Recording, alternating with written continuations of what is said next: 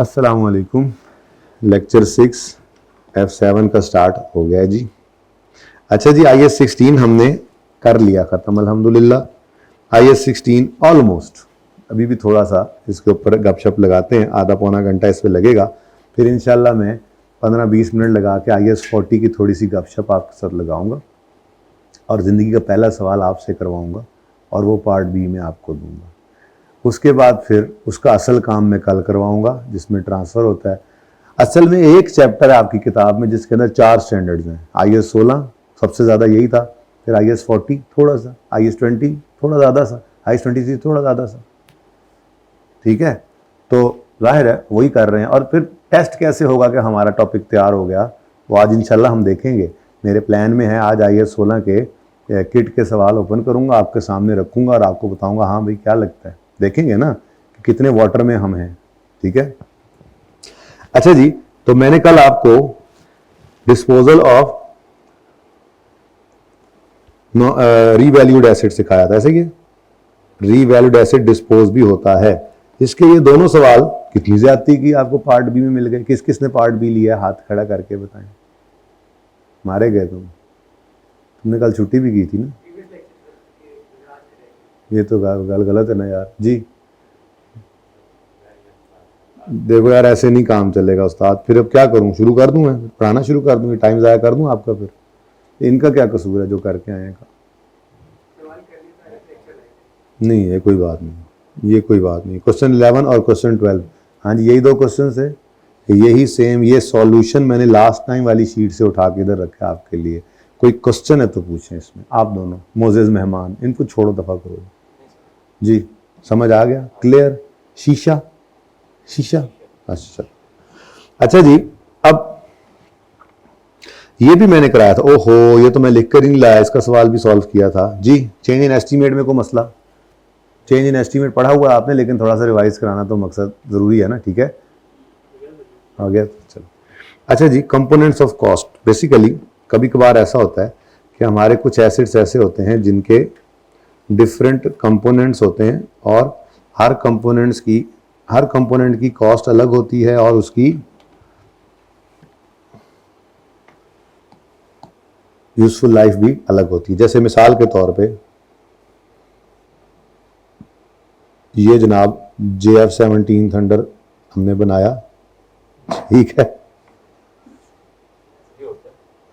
हाँ हाँ, ये देखो इसकी चोंच भी बनाते हैं अब आगे। ये पुराने वाला जहाज बन गया, ये लगता है कोई F6 बन गया। चलो बहरहाल, अब इस जहाज के अंदर ना जी डिफरेंट पार्ट्स हैं, कंपोनेंट। चलो यार, ये JF-17 नहीं है, ये एक जो है वो दूसरा जो बोइंग है, ठीक है, जिसके अंदर ढेर सारी सवारियां बैठती हैं। अब ठीक है, अब मैंने कहा ऐसी ना आजकल वैसी हर चीज उधर ही चली जाती है। तो अब इस जहाज के अंदर डिफरेंट कंपोनेंट्स हैं। इसका इंजन होगा, इधर लगा हुआ है, नजर नहीं आ रहा आपको पर है। कभी नजर आया जहाज के ऊपर इंजन लगा हुआ? नहीं ना, नजर होता तो है, ठीक है ना। ऐसे ही इसकी जो है वो बॉडी है, ठीक है जी। फिर इसके अंदर सीटें भी लगी हुई हैं, ठीक है, सीट्स हैं। फिर इसके अंदर इलेक्ट्रिक फिटिंग्स वगैरह वगैरह, ठीक है, सीट्स एटसेट्रा। तो काफ़ी है ये 3 चीज़ें, ठीक है, सीटें, बॉडी और इंजन। मिसाल के तौर पर हमारे इस जहाज़ की कीमत है 5000, जो भी है, डॉलर करो, मिलियन करो, रुपीस करो, ठीक है। इसमें से अगर आप बात करें इंजन की, तो इसमें तकरीबन 3000 का तो इंजन है। उसके बाद इसकी बॉडी जो है वो 1500 की और सीटों के ऊपर 500 रुपया लगा है। अब ये डिफरेंट कंपोनेंट्स हैं और इनकी कॉस्ट भी अलग अलग गिवन है। इंजन को तकरीबन हमें 5 साल बाद बदलना पड़ेगा। बॉडी तो इंशाल्लाह 25 साल भी चलती रहेगी, लेकिन सीटों को भी हमें 10 साल के बाद चेंज करना पड़ जाता है। ये है इनकी यूजफुल लाइफ। अब मुझे बताओ, क्या 5000 इकट्ठा डेप्रीशिएट हो सकता है? नहीं हो सकता, ठीक है। 5000 अलग अलग करके ही डेप्रीशिएट होगा। और ये मिलता जुलता काम आपको मैंने सिखा दिया था सब्सिक्वेंट एक्सपेंडिचर में, वो जो हमने प्लांट और उसकी मोटर वाला काम किया था, ठीक है। तो खैर, अब ये डिफरेंट कंपोनेंट्स हैं तो इनकी कॉस्ट अलग, डेप्शन अलग, तो अलग अलग लेकर ही चलना पड़ेगा। लेकिन लेजर एक ही बनेगा जिसका नाम क्या होगा? एरोप्लेन अकाउंट, ठीक है। एरोप्लेन अकाउंट, जहाज, जहाज अकाउंट और अक्यूमुलेटेड डेप्रिसिएशन उसकी। अब जहाज अकाउंट के अंदर 5,000 डेबिट होना है जब आपने खरीदना है तो, और फिर जब डेप्रिसिएशन होनी है तो डेप्शन निकलेगी बेशक अलग अलग, यहां पे इस पार्ट की, यहां पे इस पार्ट की, यहां पे इस पार्ट की, लेकिन एंट्री इसी अकाउंट के अंदर होगी। ठीक है, लेट से आ गई जनाब ऐसे कितना कर लें 500 रुपये मसलन। ठीक है, यानी आप यूं कह लें असल में तो पीपी का नोट बनता है ना, जो डिस्क्लोजर रिक्वायरमेंट है, तो डिस्क्लोजर के अंदर डिस्क्लोजर पीपी का जो नोट होता है ना, इसके अंदर हर क्लास ऑफ एसिड का अलग कॉलम यानी अलग लेजर होता है। इधर ही यहां पर एरोप्लेन आ रहा होगा, तो हर एक का अलग कॉलम होता है, तो एरोप्लेन का एक ही कॉलम बनेगा। ठीक है, यानी एक ही लेजर बनेगा। बात समझ आई? 12 तो आपके सिलेबस में है नहीं, तो लेजर्स की हद तक की बात आपको समझ आ रही है, ये कॉन्सेप्ट समझ आ गया। अब इसको देख लेते हैं सवाल के अंदर अप्लाई करके। कंपोनेंट्स ऑफ कॉस्ट, हाँ जी, वो आपको सच्ची मैंने चैप्टर कहा था पढ़ के आना है, पढ़ा सारा IS 16 सारा पढ़ लिया? नहीं, ये तो मेरे नोट्स है ना, ये थोड़ी पढ़ना था, कैप्लन पढ़ के आना था। क्यों नहीं पढ़ी? क्यों नहीं पढ़ी? क्यों नहीं पढ़ी? ऐसे नहीं काम चलेगा मेरे ख्याल में यार। छोटी यहाँ पे रखवाओ मेरी, ये गोस्ट ऑफ लेग्स हैं, ये टॉक्स से नहीं मानेंगे, इन्होंने ऐसे नहीं पढ़ना, इन्होंने अम्मा अब्बा का भी पैसा ज़ाया करना है, अपना वक्त भी ज़ाया करना है, मुझे लग रहा है। कंपोनेंट्स ऑफ कॉस्ट मैं तो पढ़ाता जाऊंगा, समझ भी आता जाएगा, बस सही है, कहानी खत्म। पर्चा तो भैया आप नहीं देना है। तो मैंने आपसे अर्ज किया था ACCA के अंदर टेक्स्ट को रीड करना, बुक को रीड करना बहुत ज़रूरी है। एक बुक सिर्फ रीड करनी है, दूसरी तो सारा कुछ मैं आपके लिए रीड करता हूँ, लेकिन एक तो रीड करें। तो कैप्लन की स्टडी टेक्स्ट जो है वो आपने रीड करनी है। मैंने कल ओपन करके दिखाई थी, कहा था देखो सारा कुछ है, एक नज़र सिर्फ डालनी है। जो एग्जाम्पल्स इलस्ट्रेशन आए वो करते जाना है, उसको एक दफ़ा नज़र से गुजारना है। अब आ गया वीकेंड, कल का दिन है बस क्लास, फिर परसों और परले दिन 2 दिन वीकेंड है। इसके ऊपर आपने IS 16 को गोल के पी जाना है, और फिर अगले वीक के स्टार्ट से कुछ नया होना चाहिए। वैसे तो IS 40 भी हो जाना है माशाल्लाह से कल के दिन में। तो बहरहाल अगर आप इसी तरह से चलते रहे तो फिर कुछ नहीं हो सकता आपका। Each part of an asset that has a cost that is significant in relation to, हर वो पार्ट जिसकी कॉस्ट सिग्निफिकेंट हो in relation to total cost, उसको लाजिम है कि आप डेप्रिशिएट करें अलग। This means that cost of an asset might be split into several different assets and each depreciated separately. ये तो बात होगी, खत्म होगी बस। अब इसको जरा ज़बानी कलामी करते हैं तो फायदा कोई नहीं है, तो थोड़ा सवाल को देखते हैं। ठीक है, ancient water limited is a company involve in bottling चश्मों का पानी। The company purchased a bottling पौधा on 2 January X2। The plant is made up of 3 significant component, the cost of which is as follows. Engine की cost आ रही है, conveyor belt, fitting और other structure, ये 3 कंपोनेंट्स हैं इसके। ठीक है, जैसे मैंने अभी जहाज बताया था। ठीक है, यहाँ पर जहाज नहीं है, यहाँ पर बॉटलिंग प्लांट। हर एक की रेजिडुअल वैल्यू है और हर एक की लाइफ है अलग अलग। अब अदर कॉस्ट जो हैं उनके बारे में कह रहा है कि ये इनकर हुई हैं in relation to bottling plant. ठीक है, और इनकी डिटेल ये है, डिलीवरी एंड इंस्टॉलेशन और स्टाफ ट्रेनिंग। F3 वालों, F3 पढ़ के आने वालों, बड़ा पढ़ के आए थे, तो ये स्टाफ ट्रेनिंग एसिडी कॉस्ट में ऐड करना सिखाया ही नहीं था किसी ने। स्टाफ ट्रेनिंग भी एसिडी कॉस्ट में ऐड होती है, ये क्या नहीं?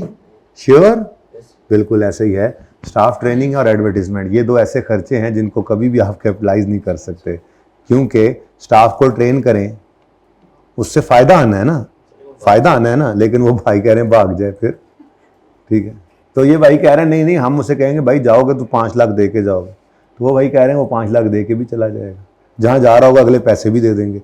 तो भाई आपने स्टाफ को ट्रेन किया कि फ्यूचर में आपको फ़ायदा देगा, वो कॉस्ट फ्यूचर में ट्रेनिंग वाली कॉस्ट फ़ायदा देगी, लेकिन उसके लिए आपका कंट्रोल होना ज़रूरी है। एसिड की डेफिनेशन को पूरा करने के लिए आपके ऊपर, आपका उस रिसोर्स के ऊपर कंट्रोल होना ज़रूरी है। आप एम्प्लॉय को कंट्रोल नहीं कर सकते। ऐसी एडवर्टीजमेंट है भाई, इश्तिहार से फ़ायदा होता है या नहीं होता, लेकिन क्या आप इश्तिहार चला ले तो आप कंट्रोल कर लेंगे कस्टमर को। जो नई नई ओमोर आई थी, मुझे याद है लाहौर के अंदर हर जगह पे वो आई थिंक ओमोर का ही था, वो सफ़ेद और नीले गुब्बारे जिस चौक पे जाएं वो लगे हुए हैं, हर जगह ओमोर ही ओमोर। दुकान पे जाके हम फिर यम्मी ले लेते थे, तो कोई किसी को रोक सकता है जी? तो कस्टमर को कंट्रोल नहीं किया जा सकता। ठीक है, तो एडवर्टीजमेंट हो या स्टाफ ट्रेनिंग हो, ये एक्सपेंस आउट होते हैं, ये कैपिटलाइज नहीं होते। ठीक है, तो अदर स्ट्रक्चर सॉरी नहीं अदर कॉस्ट हैं, तो फिर इसका मतलब 783 तो एसिडी कॉस्ट में कैपिटलाइज होगी, लेकिन इसको क्या करना है, एक्सपेंस आउट। अब चूंकि उन्होंने कहा है जर्नल एंट्रीज कर दो रिलेटिंग टू बॉटलिंग प्लांट, तो फिर इसकी भी एंट्री कर देना, लेकिन इसकी एंट्री क्या होगी, एक्सपेंस डेबिट कैश क्रेडिट, और बाकी सारी चीजों को इकट्ठा करके एक ही बार एंट्री कर देना, बॉटलिंग प्लांट डेबिट और प्लांट कह लो सिर्फ डेबिट और कैश। उसकी वर्किंग करनी पड़ेगी, उसके अंदर एक चीज नहीं है, ढेर सारी चीजें। याद है पहला सवाल नंबर 1 जब हमने एसिडी कॉस्ट निकाल के बहुत सारी चीजें ऐड की थी, आज भी वैसा ही होगा, लेकिन आज उस वर्किंग के अंदर 3 कॉलम डाल देंगे, other structure, conveyor belt, engine, हर एक के अंदर अलग अलग कॉस्ट, हर एक की लाइफ फिर डेप्शन भी वहीं से निकाल लेंगे। तो वर्किंग थोड़ा सा करने का तरीका सिखाना है, अगर कंपोनेंट्स ऑफ कॉस्ट आ जाए, बाकी अकाउंटिंग तो आपको आती है, ठीक है। अब आगे कुछ अदर इंफॉर्मेशन भी है, जिसमें कहता है प्लांट अवेलेबल फॉर प्रोडक्शन हुआ है यकम जनवरी X2 पे, although production only began on this. तो बताओ जी, डेप्रिसिएशन के लिए ये डेटा गिवन है, तो डेप्रिसिएशन तो यकम मार्च से ही शुरू करेंगे ना, इस दिन यूज करना शुरू कर दें उस दिन से, नहीं नहीं नहीं नहीं जी, एसेट जिस दिन अवेलेबल फॉर यूज हो जाए डेप्रिसिएशन उस दिन स्टार्ट हो जाती है। आपने यूज करने में देर की, ये आपका मसला है। एसेट तो अवेलेबल फॉर यूज था, इसी तरह से एसेट अगर आइडल भी पड़ा हुआ है, जनाब लेबर ने स्ट्राइक कर दी, हड़ताल हो गई, ना मंजूर, हमारी मांगे पूरी करो, प्लांट बंद रहा 2 महीने, तो डेप्रिसिएशन फिर भी नहीं रुकेगी। डेप्रिसिएशन सिर्फ उस सूरत में रुकती है अगर डेप्रिसिएशन हो आउटपुट मेथड वाली, यूनिट्स बनेंगे या आर्स चलेगी तो डेप्रिसिएशन होगी, बस तब रुकती है, वरना स्ट्रेट लाइन रिड्यूसिंग बैलेंस वाली डेप्रिसिएशन कभी भी नहीं रुकती। तो डेप्रिसिएशन कब स्टार्ट करेंगे, जब एसेट अवेलेबल फॉर यूज हो जाए, एक्चुअल यूज का वेट फिर नहीं करना, यूज के लिए अवेलेबल हो गया डेप्रिसिएशन स्टार्ट हो जाएगी, ठीक है। एक तो ये पॉइंट भी रिवाइज करना था हमने। अच्छा जी, उसके बाद प्लांट वॉज टेम्पररली आइडल, अच्छा देखो वो बात भी आएगी, during October 20X2 when factory close down for its annual holidays period. तो भाई 1 महीने के लिए फैक्ट्री बंद रही, तो प्लांट की डेप्रिसिएशन रोकेंगे, नहीं रुकेगी, ये इत्तेफाक से मैंने पिछले पॉइंट में समझा दिया, आगे आ भी गया। कंपनी सीधी लकीर वाला मेथड यूज करती है डेप्रिसिएशन के लिए, और सारी अदर कॉस्ट जो हैं वो इवनली इनकर हुई हैं तीनों सिग्निफिकेंट को। अच्छा देखो ना, डिस्क्रिप्शन ऑफ अदर कॉस्ट्स में 783 जो है ये डिलीवरी एंड इंस्टॉलेशन है। भाई ये तो बात ज़हन में ही नहीं आई उस वक्त कि ये तो इकट्ठा खर्चा है, तो ये कौन से पार्ट का हिस्सा बनाए, तो उन्होंने कहा जी बराबर बराबर सबको डाल देंगे, ठीक है, कोई मसला नहीं, तो अच्छा हो गया। तो फिर मेरे ख्याल में अब सवाल शुरू करते हैं, इंजन, कन्वेयर बेल्ट और अदर स्ट्रक्चर, ठीक है। और उसके बाद कॉस्ट प्राइस इसकी आ जाएगी, इसके बाद अदर स्ट्रक्चर, डिलीवरी, इंस्टॉलेशन, ठीक है। तो फिर ये इसका फॉर्मेट बनाएंगे हम। देखें जी 3 कंपोनेंट्स हैं, वर्किंग यहां कर लेते हैं। वर्किंग नंबर 1 मेरी हो रही है सवाल की, नहीं नजर आएगा आ रहा है जी। तो इंजन, कन्वेयर बेल्ट को CB लिख लूं, CB, और अदर स्ट्रक्चर, और फिर आ जाएगा टोटल। अच्छा एक काम कर, इस तरफ वर्किंग करते हैं ताकि वो टोटल वाली एंट्री ना ऐसे सामने नजर आए। मैं चाह रहा हूं टोटल वाली एंट्री सामने नजर आए। क्वेश्चन नंबर कौन सा है जी? 14। किसी ने 1 बोला, वर्किंग नंबर 1 जी। तो इंजन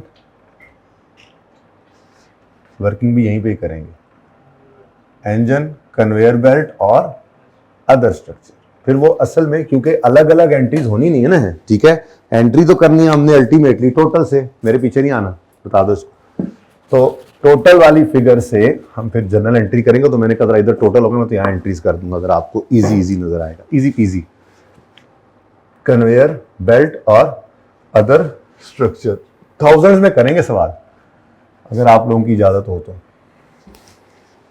वक्त ही पै गया,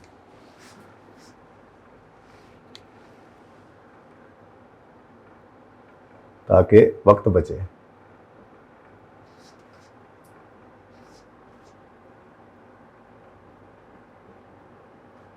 रुपीज इन थाउजेंड्स, डॉलर है रुपीज है,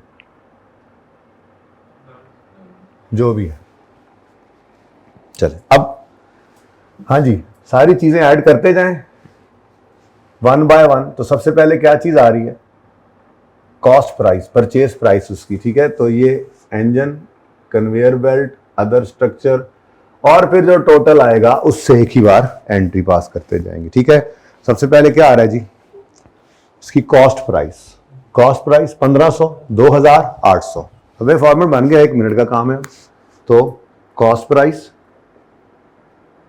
1500, 2000 और बता दो देख के 800। सर आप खुद देखें ना, हम क्यों बताएं, है ना।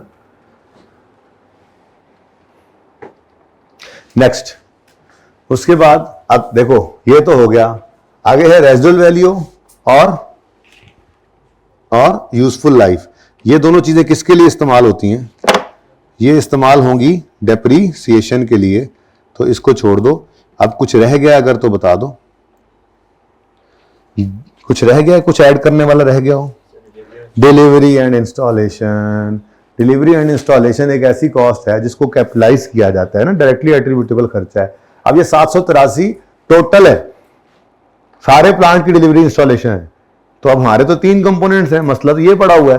तो क्या करें, सवाल चुप भी होता तो यही करते, अनलेस के सवाल ये कह देता कि जी प्रो रेटा करो, जितनी कॉस्ट ज्यादा उतनी इंस्टॉलेशन ज्यादा, फिर हम कोई परसेंटेज और निकालते। अगर चुप होता तो फिर यही करते, पर वो चुप नहीं रहेगा, वो बता देगा। जैसे उसने बताया कि डिलीवरी एंड इंस्टॉलेशन जो है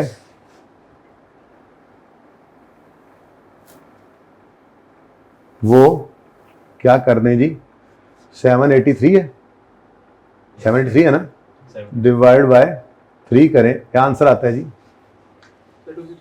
261। ये तीनों में ऐड कर दें।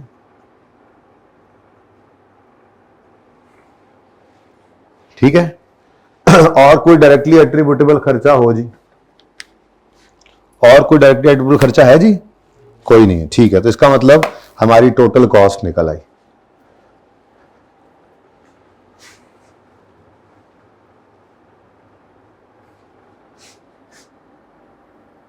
टोटल कॉस्ट 1761, 2261 और 1061। ग्रैंड टोटल भी कर दो,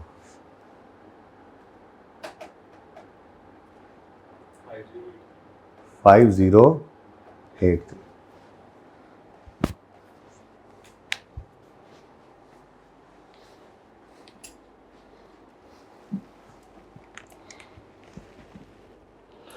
अच्छा, अब इधर लाओ भाई कैमरा। देखें, अगर मैं डेट वाइज एंट्रीज करूं ना, डेट वाइज एंट्रीज करूं, तो इन्होंने प्लांट किस दिन परचेज किया है, 2 जनवरी X2 पर, और किस दिन जाके इंस्टॉलेशन वगैरह पूरी हो रही है, नहीं ये तो शायद पेमेंट की है। अवेलेबल फॉर यूज किस दिन हो रहा है, यकम फरवरी को। अब इसका मतलब ये हुआ कि एक एंट्री ऐसी है जो मैं पहले कर लेता हूं, ठीक है, और उसके बाद फिर उसको हटा दूंगा क्योंकि उसकी जरूरत नहीं है, पर वो आपके दिमागों में करवाना चाह रहा हूं। देखें, जिस दिन 2 जनवरी को प्लांट आया होगा, प्लांट के कितने हिस्से आए, ये 3 चीजें आई ना, मुझे बताओ टोटल कॉस्ट प्राइस क्या बनती है, 40।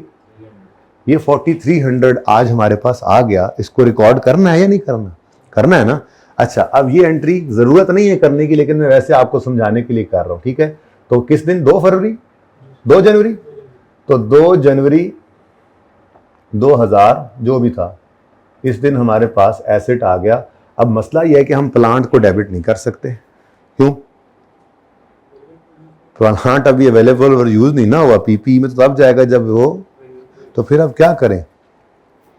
कोई एक चीज बीच में आया करती है, मैं चाह रहा हूं, चेक करना चाह रहा हूं कि आपको कॉन्सेप्ट है या नहीं, वर्क इन प्रोग्रेस, बल्कि पूरा नाम क्या है, कैपिटल वर्क इन प्रोग्रेस, जिसको प्यार से CWIP कहा जाता है। जब तक आपका प्लांट अंडर कंस्ट्रक्शन है, बिल्डिंग अंडर कंस्ट्रक्शन है, तो एसेट तो बन रहा है ना। जैसे मिसाल के तौर पे आपने एक बिल्डिंग बनाना शुरू की, 10 मंजिला बिल्डिंग है, आपने हेड ऑफिस बनाना है, तो क्या वो एक ही साल में बन जाएगी, जरूरी है? मिसाल के तौर पे इस साल के एंड तक वो बनी नहीं, लेकिन काफी खर्चा उस पर, सारा ग्रे स्ट्रक्चर बन गया, प्लस्तर हो गया, सिर्फ फिनिशिंग रहती है, ईयर एंड आ गया, पीपी में तो नहीं जा सकता। तो कॉस्ट तो इनकर हो चुकी है, हमारा एसेट तो बन चुका है, वो जो खर्चा हुआ पड़ा हमारा एसेट ही तो है। क्या ख्याल है? तो जब तक आपका एसेट कंप्लीट नहीं हो जाता लेकिन वो अंडर कंस्ट्रक्शन होता है, ठीक है, तो फिर उसको हम क्या कर लेते हैं, वर्क इन प्रोग्रेस कहकर उसको एसेट बना लेते हैं। और ये वर्क इन प्रोग्रेस के बारे में बता दूं, कभी फाइनल अकाउंट्स में यूज करना पड़ जाए तो बैलेंस शीट के अंदर नॉन करंट एसेट्स में जहां पर आपका प्रॉपर्टी प्लांट इक्विपमेंट आएगा, इन्वेस्टमेंट प्रॉपर्टी आएगा वगैरह वगैरह, यहीं पर ही आपका कैपिटल वर्क इन प्रोग्रेस भी आता है। ठीक है, जहां पे आपका इंटेंजिबल एसेट यहाँ पे आ रहा होगा, आपका बायोलॉजिकल एसेट यहाँ पर IS 41 यहाँ पे आ रहा होगा, इन्वेस्टमेंट प्रॉपर्टी जी नॉन करंट में। मैं यही चाह रहा था कि ये सवाल आए। सवाल ये पैदा होता है कि नॉन करंट में क्यों, उसका जवाब थोड़ी देर में देता हूं, फिलहाल नॉन करंट में। तो इसका मतलब पहली एंट्री 2 जनवरी को हम क्या करेंगे, प्लांट नहीं है जी, प्लांट का कैपिटल वर्क इन प्रोग्रेस है। 4300 से आपने ये डेबिट किया और कैश या पेएबल जो भी था वो आपने क्या कर दिया, क्रेडिट। फिर उसके बाद क्या हुआ जी, उसके बाद क्या हुआ जरा देखें, फिर वो प्लांट हमने मंगवाया, तो डिलीवरी एंड इंस्टॉलेशन ये किस दिन हुई, 5 जनवरी X2, लेकिन शायद अभी टेस्ट रन वगैरह होता रहा होगा इसलिए अवेलेबल वर्सेस अभी भी नहीं हुआ। तो 5 जनवरी को ये जो 783 रुपए का खर्चा हुआ है, कॉस्ट निकालते हो तो हमने तोड़ दिया, लेकिन मैंने आपको क्या कहा है, जर्नल एंट्रीज हमने किससे करनी है, इस टोटल से। ठीक है, तो 783 की एंट्री करा दो। हाँ क्या एंट्री, तो चलो 5 जनवरी पर बड़ी गल दसी, 5 जनवरी ये लो लिख ली। अब एंट्री कराओ, मैं कह रहा हूं एंट्री बोलो जी। हाँ, कैपिटलाइज करने वाला खर्चा है ना, कैपिटल नेचर का, डायरेक्टली एट्रीब्यूटेबल है, तो इसको भी प्लांट की कॉस्ट में ऐड करना था। अभी तो सारा प्लांट ही कहां पड़ा हुआ है, वर्क इन प्रोग्रेस में, तो इसको भी वहीं फेंक दो। तो plant capital work in progress debit और कैश वगैरह क्रेडिट। ठीक है जी, ये दोनों एंट्रीज किए बगैर भी काम चल जाना था आपके सवाल में, लेकिन चलो अच्छा है, जरा कॉन्सेप्ट पूरा हो जाएगा, बहुत अच्छा है, चलो अच्छा ही हो गया, ज़हन में आगे कर। वैसे मैं ज़बानी बोलने लगा था, लेकिन पता नहीं मुझे था कि आपने CWIP कॉन्सेप्ट पढ़ा हुआ या नहीं, तो जरा रिवाइज हो जाए, दिल था। सही है, अच्छा अब आगे आओ। इसके बाद इवेंट हो रहा है ट्रेनिंग वाला। 16 जनवरी को क्या हुआ है, ट्रेनिंग। तो ट्रेनिंग एक्सपेंस आउट होगी, एंट्री तो होगी ना, कर दो 16 जनवरी को जी। ट्रेनिंग एक्सपेंस को हाँ कुछ भी लिख दो, ट्रेनिंग एक्सपेंस P&L में डेबिट, कैश या जो पेएबल जो भी है क्रेडिट। कितने से, 60 से, चलो ले जी। अब वो दिन आ गया जिसका आपको इंतजार था, तूतियां वाजे हैं, वो नहीं जो आप समझ रहे हैं उसे टाइम है, पेपर पास करो जल्दी जल्दी। ठीक है, तो क्या हुआ, एसेट अवेलेबल फॉर यूज हो गया। आपने चुरलियां पटाखे चलाए, आपने जनाब लोगों को बुलाया, गुब्बारे शुब्बारे फाड़े आपने, हैं जी। क्या हुआ जी, हमारा एसेट अवेलेबल फॉर यूज हो गया, फैक्ट्री का इफ्तिताह हुआ। वो 1 फरवरी 2000 X2 को जो है वो एसेट अवेलेबल फॉर यूज हो गया। अब किस दिन जी, फर्स्ट। अब इधर देखो भाई, 1 फरवरी X2 पर आपका एसेट जब अवेलेबल फॉर यूज हुआ, तो अब आज आप इसको प्लांट बना लें, यानी कि पीपीई लिख दूं या प्लांट, ठीक है, प्लांट पीपीई में डेबिट कर दिया। और क्रेडिट किसको करें, अब कैश को क्रेडिट कर दें, नहीं, अब उसी कैपिटल वर्क इन प्रोग्रेस को ही तो क्रेडिट करना है। ठीक है, अब इसको टोटल करो तो वही बनता है 5083, लेकिन वो पता ही आपको, मैं इसी से चल रहा हूं, ये मेरे पास अवेलेबल है। तो ये सारी चीजें मुझे कहां से मिल रही हैं, मुझे कॉस्ट प्राइस, ये मुझे कहां से मिला, वर्किंग 1 से। उसके बाद ये तो चलो सवाल से एज इट इज मिल गया, ये सवाल से मिल गया। ठीक है, ये भी टोटल मुझे कहां से मिल गया, वर्किंग नंबर 1 से 5083। लो जी, एसेट कैपिटलाइज हो गया आपका, CWIP अब खत्म हो गया। ठीक है जी, यहां तक कोई मसला है तो बताएं, समझ आता है सब। अब भाई के सवाल की तरफ आते हैं।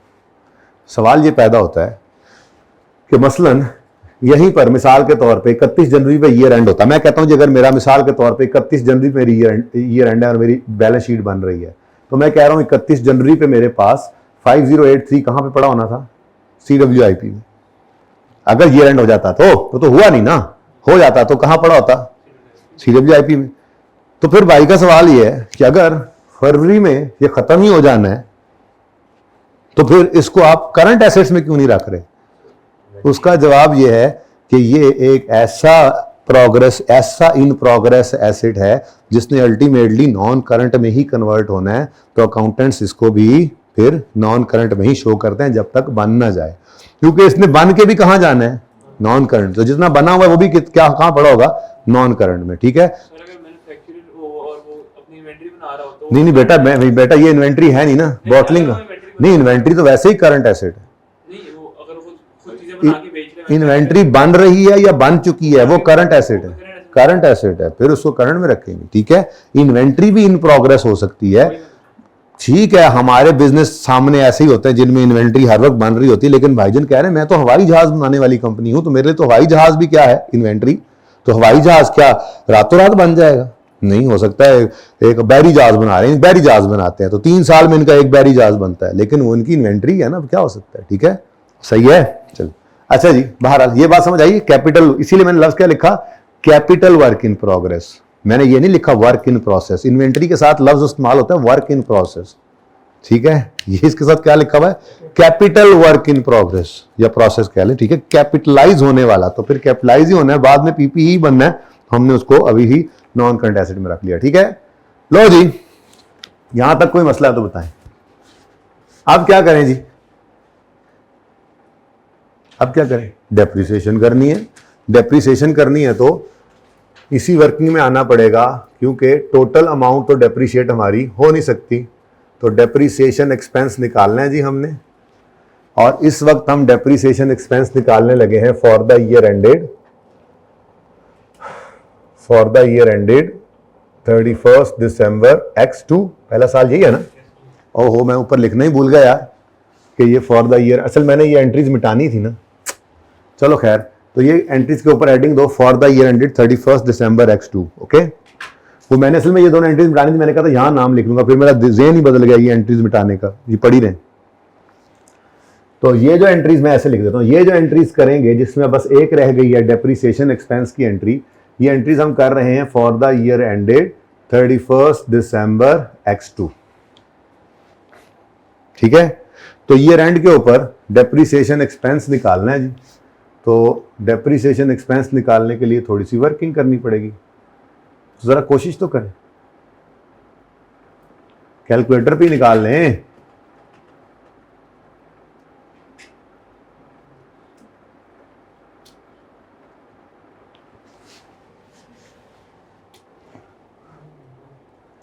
इधर देखें जी, 1761 कॉस्ट है इंजन की टोटल जिसने डेप्रिसिएट होना है। ठीक है, और इंजन के बारे में बता रहा है रेजिडुअल वैल्यू इसकी है 500 और इसकी यूजफुल लाइफ है 5 साल, तो -500 करेंगे डिवाइडेड बाय कितनी लाइफ, आंसर बता दो। क्यों बताया आंसर, क्यों बताया आंसर, क्या ये डेप्शन सही है जो आपने बोली है, ये तो पूरे साल की डेप्रिसिएशन है, और ये एसेट अवेलेबल फॉर यूज हुआ है यकम फरवरी से, तो कितने महीने डेप्शन करनी है, हद हो गई यार, हद हो गई, क्या करते हो भाई। तो -500 करके 5 से डिवाइड किया इंटू 11/12, आंसर बताओ 231। नेक्स्ट, दूसरा एसेट कौन सा है जी, conveyor belt. Conveyor belt 2000 residual value है इसकी, डिवाइड करें, लाइफ कितनी है इसकी सवाल में, डिवाइडेड बाय 8 इंटू 11/12 जी 259। तीसरा एसेट कौन सा है जी, अदर स्ट्रक्चर 800, रेजिडुअल वैल्यू कितनी है, हाँ सॉरी जी, वेयर इज द डस्टर, क्या 50 है,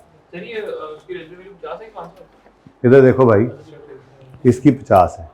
ठीक है, ठहर जो यार, जगह कट गई है, जल्दी जल्दी बताओ मुझे। 1761 माइनस कुछ था 500 डिवाइडेड बाय 5 इंटू 5/12, 11/12 सॉरी।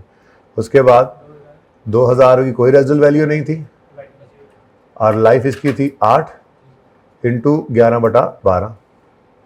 तीसरा है अदर स्ट्रक्चर 800 इसकी नहीं 1000 यार 2000 क्यों कर रहे हो? 2000 नहीं है ना यार, हद होगी। कॉस्ट कितनी है टोटल? ये ऐड हो चुका है, मैं भी कहूँ 2261। क्या कर रहे हैं जी? सही है ना? ये तो सही नहीं है? अच्छा, उसके बाद 1061 माइनस 50 डिवाइडेड बाय लाइफ।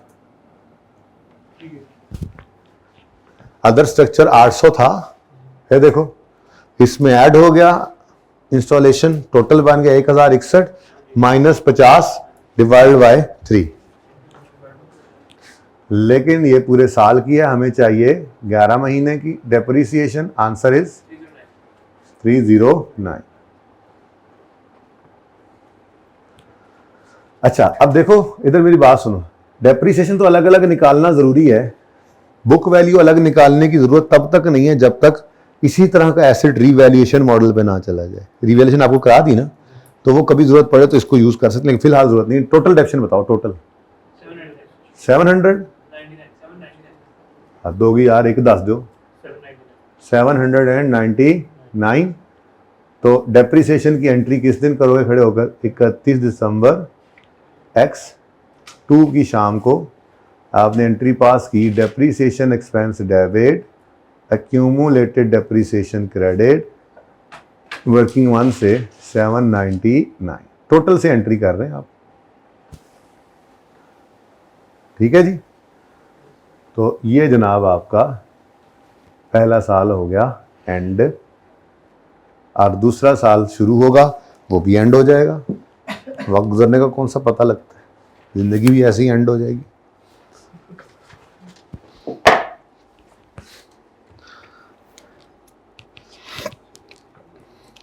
नहीं समझ आई? अच्छा, अब नेक्स्ट ईयर जो है, for the year ended 31 December X3, इस साल में कुछ भी नहीं होना, बस डेप्रिसिएशन होनी। तो 31 दिसंबर X3 पर एंट्री पास करनी है हमने, depreciation expense debit, accumulated depreciation credit, तो फिर वर्किंग वन से रब्ता करेंगे। ठीक है, चले बहरहाल बुक वैल्यू लिखने को तो लिख लें। बुक वैल्यू, अच्छा देखो इधर मैं क्या कह रहा था, मैं ये कह रहा था कि टोटल बुक वैल्यू कितनी है, जरा एंड पे बता दो, एंड वाले कॉलम से, टोटल के कॉलम से बता दो। हालांकि जरूरत उसकी भी नहीं है, पर बैलेंस शीट के अंदर एक्सट्रैक्ट्स बनाने पड़ते हैं, तो 4284। अच्छा, अब मुझे जरूरत नहीं है हर एक एलिमेंट की अलग अलग बुक वैल्यू निकालने की, क्योंकि अगर वो मुझसे कहे ना कि एक्सट्रैक्ट्स बना दो, ठीक है, तो मैं पीएनएल और बैलेंस शीट के एक्सट्रैक्ट्स बनाऊं इधर, तो पीएनएल के अंदर 31 दिसंबर X3 और 31 दिसंबर X2, ये 2 साल है ना जी। तो X2 के अंदर मुझे क्या नजर आएगा? डेप्रीसिएशन एक्सपेंस 799, और उसके बाद एक और चीज भी थी पिछले साल में, पीएनएल में एंट्री में लिखा है, इधर नहीं लिखना, अगर बैलेंस शीट बना रहे होगे, इनकम बना रहे होगे, तो ट्रेनिंग एक्सपेंस कितना। और कोई मुझसे कहे बैलेंस शीट के भी एक्सट्रैक्ट्स बनाओ, तो मैं कहूंगा जी बिस्मिल्लाह। नॉन करंट एसेट्स में प्लांट नजर आ रहा है, plant work in progress, year and तक आया नहीं ना, बीच में ईयर एंड आता तो होता। ठीक है, तो ये भी मैं कहां से रेफर कर दूंगा? ये डेप्रिसिएशन भी वर्किंग वन से रेफर की, ये प्लांट भी वर्किंग वन। और देखो खूबसूरती इस वर्किंग की, बैलेंस शीट में क्या जाता है? नॉन करंट एसेट की क्या उसका क्या जाता है? Book value. यही पूछना चाह रहा था, बुक वैल्यू जाती है, और बुक वैल्यू हमारी वर्किंग के अंदर ऑलरेडी, तो हम उठाएंगे यहां से 4, कितना 4284, लो बैलेंस शीट बन गई। ये फायदा है इस वर्किंग का, इस फॉर्मेट का जो पहले दिन से बनाया हुआ है। ऐसे ही रीवैल्यूएशन वाले मॉडल के अंदर भी बैलेंस शीट बनानी हो तो क्या करोगे? जिस फॉर्मेट पे हमने वर्किंग की है, बैलेंस शीट के अंदर क्लोजिंग डेट वाला बैलेंस उठाओगे एसेट का, पीपी के अंदर सरप्लस को उठाओगे इक्विटी के अंदर, हर चीज रेडीली अवेलेबल है इस वर्किंग में। बात समझ आ रही है ना? कि आप लेजर बनाएं, प्लांट का अलग, डेप्रिसिएशन का अलग, फिर उनका क्लोजिंग निकालें, फिर वहां से नेट करके फिर बुक वैल्यू लिखने को जरूरत है, सब रेडी है। अच्छा, यहां तक कोई मसला है तो बताएं। ये देखें जरा एक मिनट, मुझे अलग अलग बुक वैल्यूज की कोई जरूरत नहीं है, ठीक है। एक सूरत में जरूरत पड़ सकती है, वो सूरत क्या है, अब मसलन कोई एस्टीमेट चेंज हो जाए तो बुक वैल्यू एस्टीमेट चेंज वाली और रिमेनिंग लाइफ चाहिए होती है, तो अलग अलग करना पड़ सकता है। या रीवैल्यूएशन हो और रीवैल्यूड एसेट के भी वो कहे रीवैल्यूड अमाउंट के भी इस हर कंपोनेंट की इतनी वैल्यू है, तो फिर भी मुझे अलग अलग बुक वैल्यू चाहिए और अलग अलग सरप्लस निकाल के अल्टीमेटली एंट्री तो टोटल से ही करनी है, ठीक है ना। तो फिलहाल कोई जरूरत नहीं है मुझे अलग अलग कंपोनेंट की बुक, जरूरत पड़े तो इस तरह से निकल भी सकता है। अब क्या करना है जी, अगले साल डेप्रीसिएशन एक्सपेंस निकालना है for the year ended 31 December X3।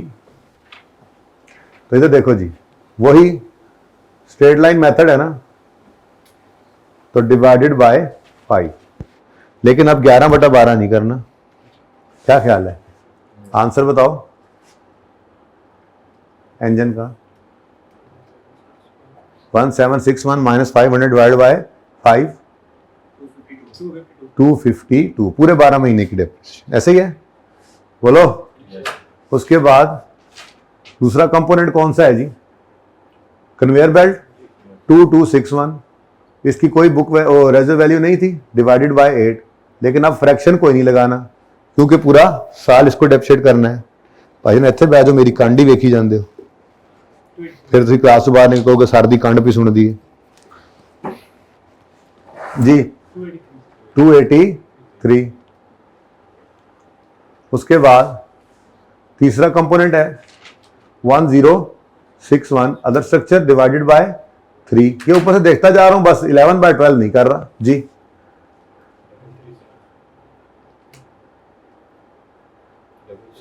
Double 3 7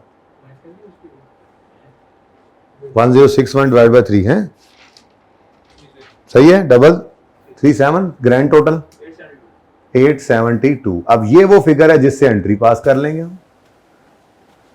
872 से अगर एंट्रीज मांगे तो ये, अब आपकी तैयारी हर चीज की हो रही है भाई, ये वर्किंग सीख ली, एंट्रीज कहे एंट्रीज करोगे, इनकम स्टेटमेंट बैलेंस शीट मांगे वो कर लोगे, एक्सट्रैक्ट्स मांगे वो कर लोगे, एमसीक्यू में पूछ लेगा तो क्या पूछेगा, डेप्रिसिएशन एक्सपेंस पूछ सकता है, बुक वैल्यू पूछ सकता है, इस यहीं पर तो सब कुछ ही आपके सामने अवेलेबल है, जहां मर्जी जाता रहे, ठीक है जी। बस एक ही एंट्री होनी है इस साल की और वो है डेप्रिसिएशन की। अदर स्ट्रक्चर में है नहीं ना, है, अच्छा सॉरी, तो -50, आंसर सही निकाला हुआ है।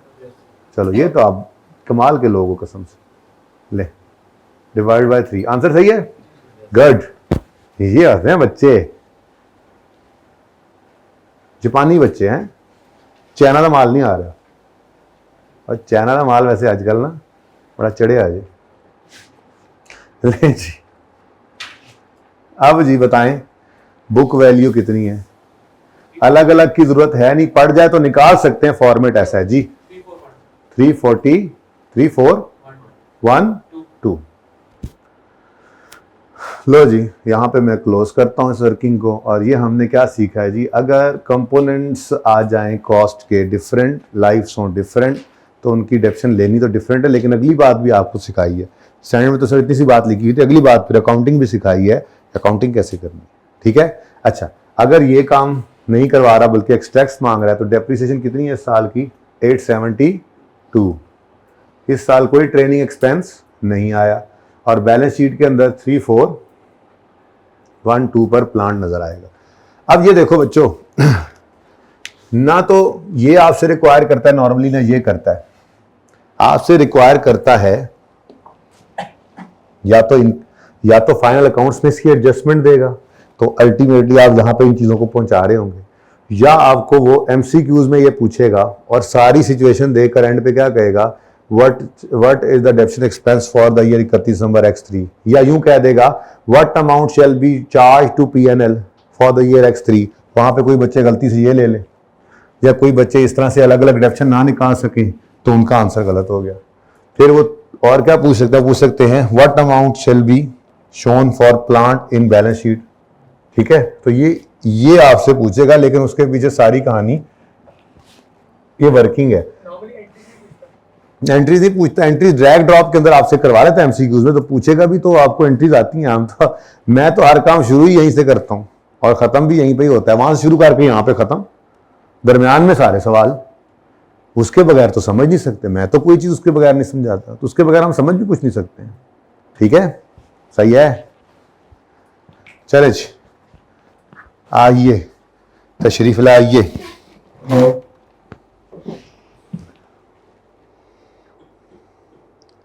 समझ तो आ रही होगी।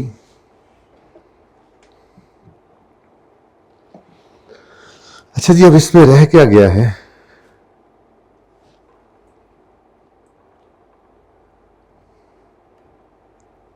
एक काम तो करिए, ये टेबल एक पड़ा हुआ है इधर, इसको तो आज रीड करके आइएगा। किधर गया यार वो टेबल शरीफ? ये रीवैल्यूएशन मॉडल के बारे में कुछ बातें यहां पर लिखी हुई हैं, ठीक है। ये मैंने पढ़ाया था वैसे, फिर क्लास वाइज इसकी एप्लीकेशन होती है। इसको जरा पढ़ के देखिए, कोई ऐसी चीज तो नहीं है जो मैं समझ ना आ रही हो। डेप्रिसिएशन कैसे करते हैं, सब कुछ सिखाया हुआ है ना। ट्रीटमेंट कैसे होता है और बाद में कैसे होता है, आने पर क्या करते हैं और बाद में 2 ऑप्शंस होते हैं, ये सारी चीज़ें मैंने आपको पढ़ाई हैं। एक बार तसल्ली कर लो, लेकिन तसल्ली इन नोट्स से नहीं होनी है, मेरे नोट्स है, मैं कौन हूँ। आपकी तसल्ली सिर्फ तब होगी जब आप अपनी उस किताब को पढ़ लोगे जो आईकैप भी, अब आईकैप कह रहा हूँ, एसीसी वाले भी आपको रिकमेंड करते हैं और उन्होंने भी इंश्योर किया हुआ है कि सिलेबस सारे का सारा कवर्ड हो। बाकी फिर तसल्ली के लिए तो सवाल है, पर एक बार किताब पढ़ना बहुत बहुत बहुत ज़रूरी है। ठीक है, अच्छा जी, एक छोटा सा कॉन्सेप्ट है, ये कर लें। 10वां सवाल किया था होमवर्क में, सोल्यूशन देख लिया था, मैच कर गया था। रिवैल्यूएशन आपको आती है, ईयर का स्टार्ट हो ईयर का एंड हो। ये रिवैल्यूएशन यहाँ पे आना इसलिए भी ज़रूरी है कि IAS 12 में जाके इसी के साथ टैक्स में भी मिक्स होना है, फिर और मज़े का हो जाए ये एडजस्ट, फिर ये और मज़े की हो जाएगी रिवैल्यूएशन। लेकिन बेटा वो उसी को ही आएगी जिसको ये आएगी, ठीक है। और फिर ये बातें बहुत ज़रूरी थी जो आपके साथ टैक्स बनाकर किया। आपको ये पता ना हो तो वहाँ पे जाके फिर आप रट्टे रुट्टे तो लगाने नहीं है। बस एक ही टारगेट ज़िंदगी के अंदर रखा है कि कभी अकाउंटिंग में रट्टा नहीं लगाना, ना लगवाना है। तो अभी तक तो कुछ नहीं लगाया, आगे भी नहीं लगाओगे इंशाल्लाह, ठीक है। अच्छा जी, क्या? हाँ मैं बताता हूँ, क्वेश्चन 10 होमवर्क में नहीं, इसका सोल्यूशन जो दे दिया। इधर देखो, इधर देखो, देखो इधर इधर, ये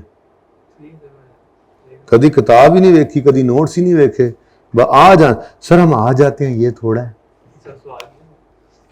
बेटा। तुम लोग आते भी रहो तो काफी है इंशाल्लाह, गम ना करो, लेकिन जो कहूँ वो कर लिया करो। ये 11वां और 12वां पार्ट B 5 के अंदर मिल गया था आपको, 13वां भी, ये भी पार्ट 5B के अंदर था। कंपोनेंट्स ऑफ कॉस्ट क्वेश्चन 14 मैंने आपको करवा दिया है। एक छोटी सी चीज है, हालांकि इसको ज़बानी बहुत बहुत है आपको बता देना, ठीक है, लेकिन इसको कर लेने में हर्ज भी नहीं है। जरा फटाफट देख लेते हैं। अगर आप कोई एसेट खुद बनाएं, ये असल में वही CWIP की बात हो रही थी, लेकिन आप लोगों के जहन में होता है शायद शायद सिर्फ जो है वो बिल्डिंग ही है जो कैपिटल वर्क इन प्रोग्रेस बनती है, ऐसी बात नहीं है। प्लांट भी जब तक इंस्टॉल होकर रेडी टू यूज नहीं रहता, उस पर खर्चे 2-3 महीने इंस्टॉलेशन चलती रही, सब कुछ होता रहा, वो CWIP में रहता है। ऐसे ही आप कोई और एसेट भी बना सकते हैं, आपने यूज करना था। जैसे ये हमारा सवाल है, इस सवाल के अंदर एक कंपनी है जो सड़कें बनाती है। क्या करती है जी? इस कंपनी को सड़कें बनाने के लिए रोड बुलडोजर की जरूरत है। इन्होंने खरीदने की बजाय अपना कस्टमाइज्ड रोड बुलडोजर खुद बना लिया। कमाल नहीं कर दिया? अब इन्होंने जो रोड बुलडोजर बनाया है, उस रोड बुलडोजर की कॉस्ट कैसे निकलेगी ये यहां पर लिखा हुआ है, जरा पढ़ें।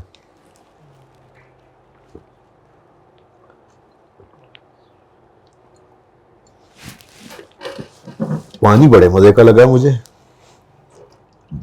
यार। ये पानी कहां से भरवाया यार, मुझे पूछ के बताना है।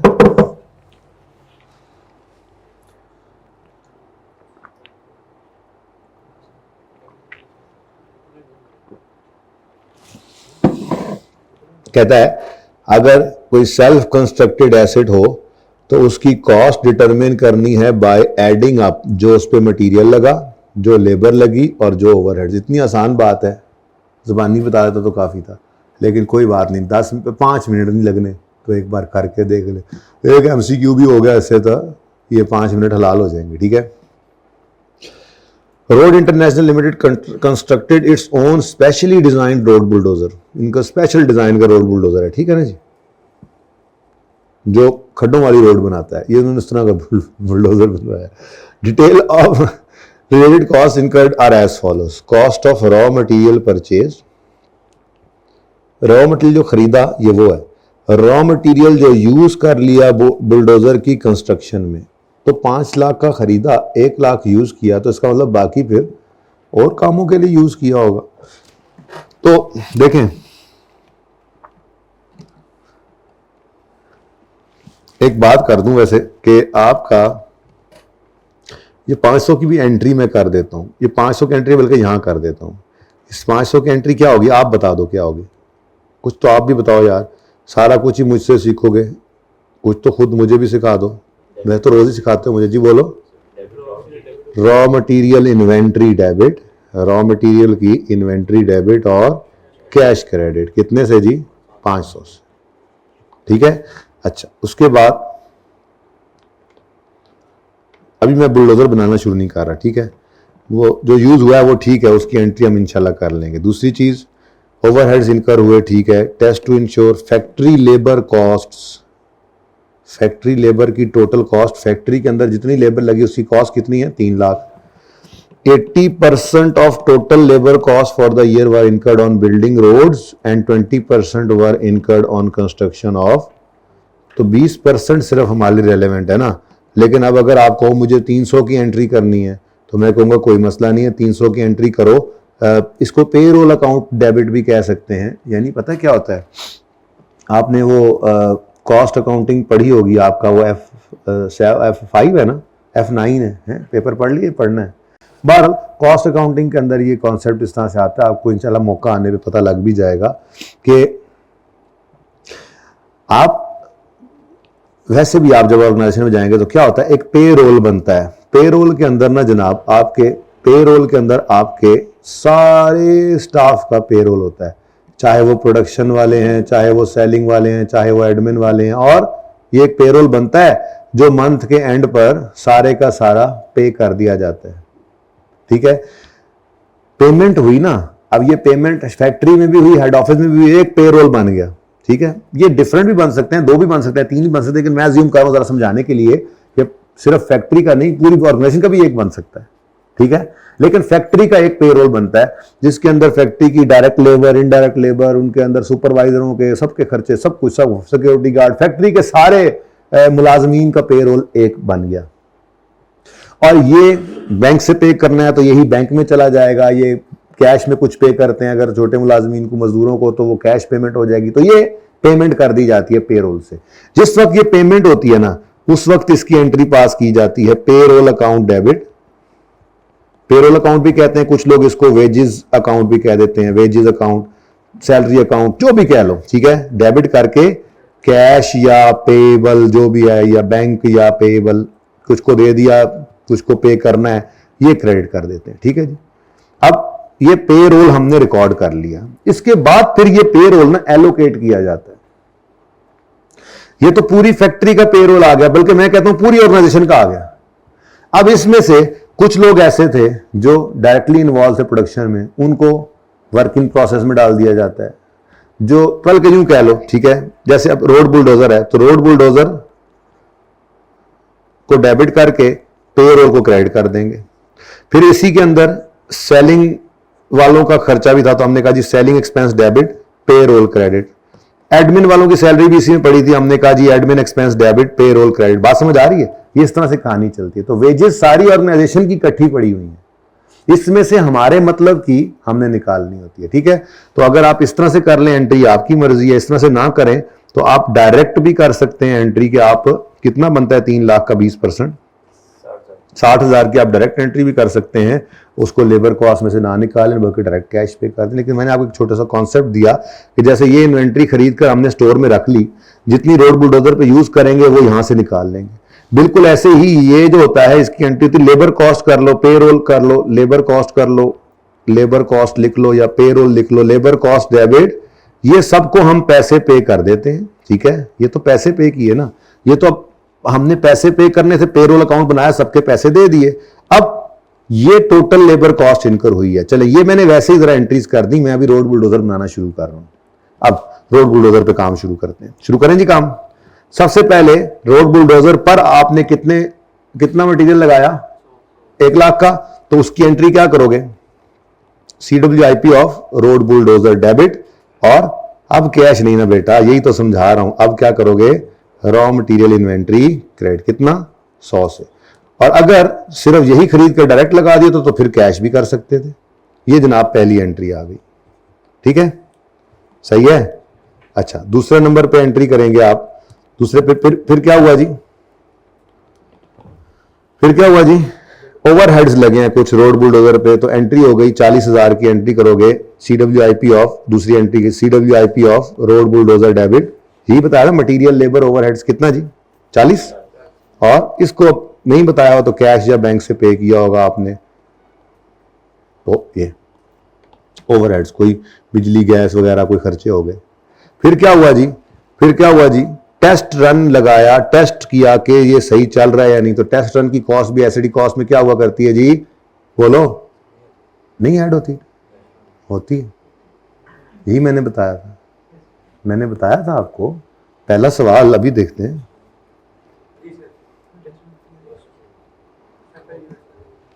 ये देखो, ट्रायल प्रोडक्शन कॉस्ट किसे कहते हैं, टेस्ट रन को ही कहते हैं। इसके साथ लिख लो अपने पास जाकर, टेस्ट रन कॉस्ट। और ये जाकर सोल्यूशन देखो जो मैंने करवाया था, इसको टिक भी किया हुआ है।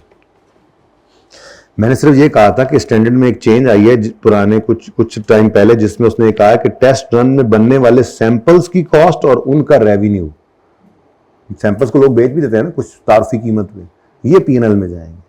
उसके अलावा बाकी कॉस्ट अगर गिवन है सवाल में, अलग नहीं की, तो वो टेस्ट रन कॉस्ट हैं। यूं समझ लो, चला के देखने पर बिजली गैस वगैरह का खर्चा आया, 1 रुपया भी नहीं रेवेन्यू उसने कमाया बस, लेकिन चलाकर चेक तो करना था ना। ठीक है, तो ऐड करेंगे जी, किससे गया आखिरी कॉन्सेप्ट, और आप लोगों ने आके मुझे सरप्राइज दे दिया जी। तो तीसरी एंट्री CWIP रोड बुलडोजर का डेबिट, और कैश या तो फ्यूल मंगवाया, फ्यूल मंगवा के हमने अपने रोड बुलडोजर में डाला 20 रुपए का, 20 रुपए है ना ये जनाब, चेक किया हमने इसको 2-3 घंटे चलाकर, कॉस्ट चेक कर रहे हैं सही चल रहा है, सही चल रहा है नहीं चल रहा, ठीक है। अच्छा, उसके बाद जी और क्या हुआ, बस नहीं, फैक्ट्री लेबर कॉस्ट टोटल ये थी, फैक्ट्री लेबर कॉस्ट टोटल ये है, लेकिन वो कह रहा है 20% सिर्फ हमने इसके ऊपर लगाया है। तो फिर चौथी एंट्री क्या बन गई, CWIP डेबिट, रोड बुलडोजर और कैश क्रेडिट, है ना। नहीं ना भाई, इसलिए तो ये एंट्री करवाई है। या तो पहली एंट्री ना की होती, तो पहली एंट्री ना कहे तो डायरेक्ट भी कर सकते हैं आप, अब आपकी मर्जी है, कैश भी लिख सकते हैं, लेकिन मैंने आपको कॉन्सेप्ट समझाया कि असल में होता क्या है, और ठीक है ना, एलोकेशन किया यहाँ पर। लेकिन अगर आप डायरेक्ट यहाँ पर कैश लिखें फिर ये एंट्री ना करें, यहाँ पर भी डायरेक्ट कैश लिखें, तो भी आपका काम चल जाएगा। मैं कौन सा कॉस्ट अकाउंटिंग पढ़ा रहा हूँ कि कॉस्ट फ्लो एंड प्रोडक्शन सिखाऊँ आपको, वो होता तो फिर मैं पूरी बात आपके सामने रखता। ठीक है, मैन्युफैक्चरिंग कंसर्न की ये जरूरत नहीं। IS 16 का एसिड बना रहे हैं आप जी, वो भी पता नहीं सवाल कोई आए या ना आए। तो लेबर कॉस्ट तो कितना आ गया जी, बोले 60, कैसे निकला है 60, 300 का 20%, ठीक है जी। चलो अच्छा जी, उसके बाद जनाब और भी कुछ है मेरे ख्याल से। अभी ये तो हो गया point 1, road bulldozer first brought into used on a contract that started on Jacob November although it was available for, यार जैकब अक्टूबर से अवेलेबल है तो करो डेप्रीशिएट। कंपनी यूज करती है straight line method, vehicle expected to be sold, residual value है और life है 5 साल, तो यकम अक्टूबर से हमने इसको डेप्रीशिएट करना आप शुरू कर देना है। अब पहले आप वो एंट्री कर लो जो भी आपको सिखाई है, पहले आप PPE में इसको ले आओ, PPE डेबिट और CWIP क्रेडिट। ये अभी सिखाया जो आप यूज तो करें इसको। अब ये कैलकुलेटर मारो, 100 plus 40 plus 20 plus 60 is equal to 220। यूं भी लिख सकते हो 100 प्लस 40 प्लस 20 प्लस 60, ये 200 क्रेडिट करो CWIP से, डेबिट करो PPE में, और अब इसको कर लो डेप्रीशिएट। ठीक है जी, तो डेप्रीसिएशन की एंट्री 220 कर लो, डांगा क्यों कर ली है जे, डेप्रीसिएशन एक्सपेंस डेबिट और एक्यूमुलेटेड डेप्रीसिएशन क्रेडिट जी। 220 डिवाइडेड बाय 5 है, नहीं रेजल वैल्यू भी है, 220 डिवाइड माइनस 7 डिवाइडेड बाय 5, अक्टूबर नवंबर दिसंबर 3/12, आंसर 11। लो जी,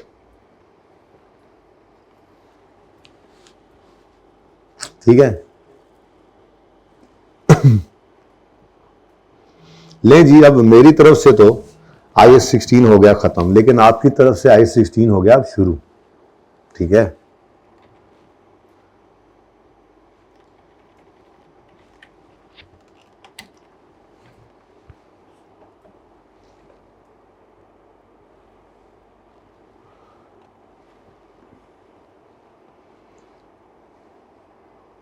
ऑब्जेक्टिव टाइप क्वेश्चन में पहले 15 आपके IAS 16 से जुड़े हुए हैं।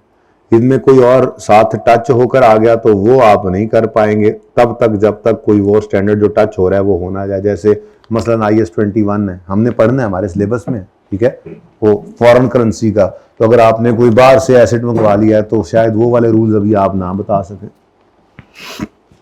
उसके बाद ऑब्जेक्टिव केस क्वेश्चंस पता है ना कौन से होते हैं, एक सिनेरियो बनाया जाता है और उसके नीचे फिर 5 MCQs होते हैं। ठीक है, तो ये 2 सिनेरियोज हैं IAS 16 के, और उसके साथ 10 MCQs हैं, और ये 15 MCQs हैं जो आपको ऑब्जेक्टिव टाइप क्वेश्चन नजर आ रहे हैं। ठीक है, ये कैप्लन की किट में है। अब जरा देखते हैं वैसे ही कि हमें कुछ पढ़ा भी है कि नहीं, ऐसे ही जरा चेक मारते हैं। मेरी नहीं आदत कि मैं ये सारे सवाल कराऊंगा, मेरी ये आदत है कि मैं कोशिश करूंगा कि हर सवाल आपसे हो, तो इसके लिए मुझे ज़्यादा काम करना पड़ता है। एक आसान तरीका ये है कि किताब को एक दफ़ा रीड कराएं और फिर ये शुरू कर दें और फिर कह दें यार ये देखो किट हमने कर ली। और एक ये तरीका है कि आजमाएं खुद को, सिलेबस देखें, 3-4 किताबें देखें, सवाल देखें, और फिर ऐसे सवाल डिज़ाइन किए जाएं या ढूंढे जाएं जिनसे ये चीज़ें कवर हो जाएं, और फिर तब आजमाई की जाए। तो मेरी ज़रा तबीयत डिफरेंट है, यही तरतीब है मेरी। अब चेक करते हैं ज़रा। इसी तरह से हर टॉपिक के अंदर ये सारे सवाल हैं, ये सारी किट जो है ये आप देखेंगे, और अल्लाह की ज़ात से उम्मीद है 90% सवाल आपसे आराम से हो जाएंगे, और 10% भी थोड़ी एफर्ट करेंगे, एक बार नहीं होंगे, दूसरी बार होंगे नहीं होंगे, तीसरी बार मुझसे पूछ के भी हो जाएंगे, पर वो मेरा नहीं ख्याल के बहुत बहुत कम होंगे इंशाल्लाह, अल्लाह ने चाहा तो। देखें ज़रा पहला सवाल पढ़े, मैं तब तक कोई मैसेज पढ़ लूँ। साड़ी तो कुड़ियाँ भी नलायक में, मैच है ना ऊपर आ रहा है।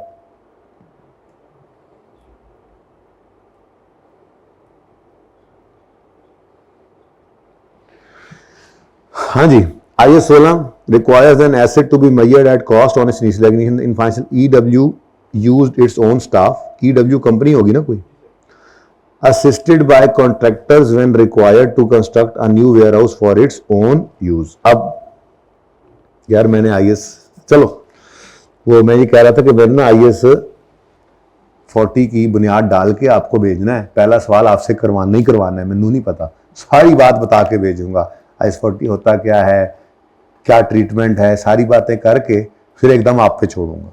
फिर पार्ट B में वो दूंगा, और फिर अगले यानी कल आकर फिर जो मुश्किल काम है वो खुद कराऊंगा। फिर उसके MCQ है ही छोटा सा स्टैंडर्ड। फिर उसके बाद देखते हैं IAS 20 या IAS 23 में से कोई शुरू करेंगे।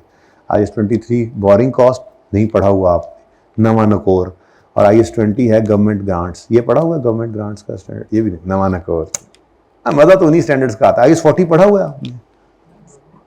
नहीं, आप बात नहीं, F3 की बात कर रहा हूँ। यस, IAS 16 पढ़ा हुआ था? नहीं ना, मजा आया मुझे पढ़ाने का इसीलिए। ठीक है, आपको सभी आता था, जो पूछता था आपको आता था, है ना? क्या ख्याल है? अच्छा, फिर भी हमने कुछ वैल्यू ऐड तो की होगी। IAS 16 तो पढ़ा हुआ था, लेकिन फिर हम क्या कर रहे हैं, आज 6वां दिन है, हमें क्या कर रहे हैं, चलो पहले 2 दिन निकाल दो, तो क्या कर रहे हैं 4 दिन से, हमने उन्हीं चीज़ों को बढ़ाया, चेक करते हैं। अच्छा, वो कह रहा है ईडब्ल्यू ने अपना ओन स्टाफ यूज किया है और उसके साथ कुछ ठेकेदारों को भी लगाया है जब भी जरूरत पड़ी है, और एक नया गोदाम उन्होंने अपने इस्तेमाल के लिए बनाया फॉर इट्स ओन यूज। तो अगर वेयर हाउस अपने इस्तेमाल के लिए है तो ये प्रॉपर्टी, प्लांट एंड इक्विपमेंट है, और अगर ये फॉर सेल बना रहे होते तो ये बिल्डर होता, तो ये इनकी क्या बन जाती, इन्वेंट्री। और अगर यही पीपीपी हो, पीपल पार्टी, अच्छा, और अगर यही वेयर हाउस ये लोग बनाएं इसलिए कि हमने किराए पे देना है, वही आज सिखाना है इन्वेस्टमेंट प्रॉपर्टी, क्योंकि वेयर हाउस क्या है, इमूवेबल प्रॉपर्टी, क्या है, लैंड या बिल्डिंग। और अगर कोई मूवेबल प्रॉपर्टी हो, जैसे जनरेटर, व्हीकल आपने रखे हुए हैं, गाड़ियां, आप रेंटा कार है, या आपने जनरेटर मंगवा के रखे हैं, आप किराए पे देते हैं, रेंटा जनरेटर है, ठीक है, तो ये जनरेटर या ये कार आपके लिए इन्वेस्टमेंट प्रॉपर्टी नहीं बन जाएगी, रेंटल के लिए भी है तो ये पीपी ही रहता है। इन्वेस्टमेंट प्रॉपर्टी में सिर्फ प्रॉपर्टी ही जाती है, नाम से ही पता, नाम ही काफी है, वेव्स, ठीक है, नहीं इश्तिहार सुना हुआ, शरीफ लोग हो तुम। अच्छा जी, अब ये नया वेयरहाउस बन रहा है, identify whether cost listed below should be capitalised और expensed out, clearance of site prior to commencement of construction, कल परसों ही पढ़ा है, प्रोफेशनल सर्वेयर साहब आए हैं और कंस्ट्रक्शन वर्क को मैनेज कर रहे हैं। ईडब्ल्यूज own staff wages for time spent working on, अपने बंदों को लगाकर अगर आपने उनसे काम करवा लिया है तो क्या मतलब, वो उनको पैसे नहीं दोगे। हाँ, अच्छा देखो, ईडब्ल्यू के ओन स्टाफ, क्योंकि वो कह रहा है कि इन्होंने अपना स्टाफ यूज कर लिया है और इन स्टाफ का जो टाइम स्पेंड हुआ इसके ऊपर वो क्या कर ले, फिर कैपिटलाइज ही करेंगे, ठीक है। हाँ, अगर ये होता कि वो कहता कि उन्हें कोई एडिशनल चीज पे ही नहीं कर रहे, ऐसे क्लियरली बता देता तो फिर अभी हमने उनको मंथली वेजेस पे रखा हुआ है, हमने कहा चलो अगर काम भी कर लो, ऐसी को बात लिख देता तो फिर हम कहते भी अब इररेलेवेंट हो गई है। अब प्रोपोर्शन ऑफ ईडब्ल्यूज एडमिन, हाँ ये जैसे ये आ गया, अब प्रोपोर्शन ऑफ ईडब्ल्यूज admin cost based on staff time spend, मतलब ये तो हो गया ना, वो लोग जिनको इन पर लगाया काम पर और उनको पैसे दे रहे हैं उस काम करने के। एक ये है कि कोई एडमिनिस्ट्रेटिव कॉस्ट्स भी आ रही हैं, ठीक है, जैसे मसलन कोई आप उनको सर्विसेज देते हैं, कोई मेडिकल सर्विसेज देते हैं या कोई ऐसी चीज है तो उसका भी प्रोपोर्शन इस कॉस्ट को चार्ज कर दे, तो ये ऐसा नहीं होगा। जो प्रोपोर्शन कोई आप एडमिन कॉस्ट का चार्ज करेंगे तो इसका मतलब है कि वो चाहे ये काम इधर करते या ना करते, ये खर्चा तो होना ही था, तो वो कॉस्ट जो डायरेक्टली एट्रीब्यूटेबल ना हो, देखो ना वो कह रहा है बेस्ड ऑन टाइम स्टाफ का टाइम स्पेंड, आपने क्या किया है, प्रोपोर्शन इधर चार्ज किया है। इसका मतलब अगर ये काम इधर ना भी कर रहे होते तो ये एडमिन कॉस्ट तो फिर भी होनी, एडमिन कॉस्ट होती ही क्या है नॉर्मली, वो इररेलेवेंट कॉस्ट होती है, वो इसके लिए तो नहीं है कि प्लांट पे काम हो रहा है तो एडमिन कॉस्ट आ रही, वो पहले ही हो रही थी, तो वो कॉस्ट जो प्रोपोर्शनल है ये नहीं हो सकता, ठीक है। तो ये मेरे ख्याल से एक्सपेंस आउट करना। लो जी, पहला होमवर्क, पहला गैर हतमी गैर सरकारी नतीजा वसूल, कल मैंने जाते जाते करवाया था ना वो कि अगर कॉस्ट भी गिवन ना हो तो सिर्फ, मुझे लगता है ये इसीलिए मैंने करवाया था, मुझे लास्ट टाइम ये नजर आया होगा। देखो, ऑन 1 जुलाई X4 एक्सपेरिमेंट, यार ये एक है तो करा देता हूं, चलो कोई एक आधा तो कराऊं भी सही ना, पता तो लगे कि हमने क्या किया क्या नहीं किया। अच्छा, अब ये नहीं कि अब यहां से पहले 2 आ गए तो आपको बाकी नहीं आते होंगे, इत्तेफाक से आइए 16 है ही पहला टॉपिक, तो वो पहले किया है तो पहले ही उसके सवाल आने थे ना, ठीक है। ये पहले 2 पढ़ के आए होना है तो ही, बाकी आप पढ़ के देखो ना, देखो पढ़ के, जो मसला है मुझसे पूछो, इसलिए तो लिख दिया आपके सामने, ठीक है। 1 जुलाई X4 पर क्या हुआ है, एक्सपेरिमेंटर ये कंपनी है, कंपनी का नाम भी माशाल्लाह कितने खूबसूरत है, opened a chemical processing plant, ठीक है, plant was due to be active for 5 years until, तो 1 जुलाई X4 पे उनका प्लांट ओपन हो गया और ये 5 साल तक एक्टिव रहेगा। When it would be decommissioned, when it would be, अब 1 जुलाई X4 पे यानी आज, cost of decommissioning plant over estimated to be 4 million इन 5 years टाइम। आज खड़े होकर ये कॉस्ट कितनी एस्टिमेट कर रहे हैं, तो भाई हमने तो इसकी क्या करनी है, बोलो क्या करेंगे, इसकी रिमेनिंग, इसकी प्रेजेंट वैल्यू निकालेंगे। रिमेनिंग किसने बोला है, इस 4 million की क्या करेंगे जी, प्रेजेंट वैल्यू निकालेंगे। Experimenter consider discount rate of 12% is appropriate for calculation of a present value and discount factor। यार इतना आपका एग्जामिनर ना कसम से दिल जीत लेता है। उसने ये भी नहीं चाहा कि आप 1.12 रेज टू पावर -5 खुद करें, बल्कि उसने कहा इसको 0.567 से मल्टीप्लाई करें। वैसे बाय द वे एक मिनट के लिए जरा 1.12 रेज टू पावर -5 का आंसर निकालना जरा जल्दी से, एग्जैक्ट बताना, 5 6 7 डेसिमल तक बता। 74 आगे। अब देखो अगर आप कैलकुलेटर वाली इस फिगर को लिखोगे तो क्या वही आंसर आएगा जो इस फिगर को लिखने से आएगा? नहीं ना। एमसीक्यूज में तो थोड़ी सी पाबंदी है, इसीलिए ना वो एमसीक्यूज के अंदर क्या करता है, ये काम करवाने की बजाय बता देता है कि ये इतना यूज करना, क्योंकि एमसीक्यूज में राउंडिंग के डिफरेंस से काम नहीं चलना। मतलब जो आंसर उसने दिए हुए हैं वही आंसर एग्जैक्ट कैसे निकलेगा अगर वो 0.567 हम यूज करेंगे। और अगर हमने, हालांकि आंसर तो वही है, वही था, लेकिन आप एक डेसिमल और डाल दें, एमसीक्यू नहीं मैच होगा। बड़ा सवाल तो चलेगा, बेहतरीन पूरे नंबर मिलेंगे, वर्किंग की होती है शो।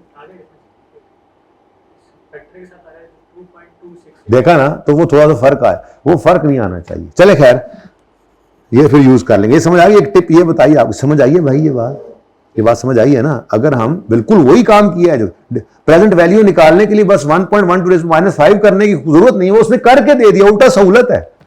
लेकिन पाबंद करो खुद को इसके लिए। उसकी वजह क्या है कि ये इस लेवल तक रहोगे तो इनमें से कोई ऑप्शन मैच करेगा, वरना फिर राउंडिंग का डिफरेंस आ जाएगा। ठीक है, अच्छा आप सुनो, वो कहता है what is the total charge to statement of profit और loss in respect of decommissioning for the year 30 June X, पहले साल के एंड पे है। लो भाई, वही फॉर्मेट, यकम जुलाई एक्स 4 पर आपका एसेट है, कॉस्ट डिस्क्रिप्शन आ गई ना, कॉस्ट और एसेट की कॉस्ट वो नहीं गिवन। ठीक है, कोई बात नहीं। यहां पे आपका वो प्लांट आ जाएगा, जो भी प्लांट है, और यहां पे कॉलम हम बना लेंगे प्रोविजन का। सही है, पता लगे ना पर्चे में कैसे सवाल आते हैं, ऐसे तो नहीं मैं पागल था जो लगा हुआ था। तो 4 मिलियन इंटू 0.567, पता है ना 0.567 क्या है? बोलो आंसर। अच्छा, अगर तो आपने मिलियन में ही चलना है ना बच्चों, मिलियन में ही चलना है, तो फिर राउंड नहीं कर सकते, क्योंकि एमसीक्यूज हैं और उसने एमसीक्यूज में आंसर किस में दिया हुआ है। ठीक है ना, तो फिर जितना भी आंसर आए वो पूरा लिखना पड़ेगा आपको। ठीक है, बताओ 2.268, बस इतना ही है ना। चलो, इससे आगे हो तो लिख लेना। ठीक है, इससे आगे, क्योंकि ये क्या है, ये 2268000 है, आप बेसिकली ये कह रहे हैं। ये बात समझ आई? सही है ना? तो आगे भी चलना हो तो बताना, क्योंकि एमसीक्यू है ना, मजबूरी है, क्या करें, बफलो ब्राउन है, मजबूरी है। ओहो जी, भाई की हंसी निकल गई। You don't know the meaning of buffalo brown? Buffalo is brown mean मज इज बुरी, तो हमारी मज इज बुरी एट दिस टाइम।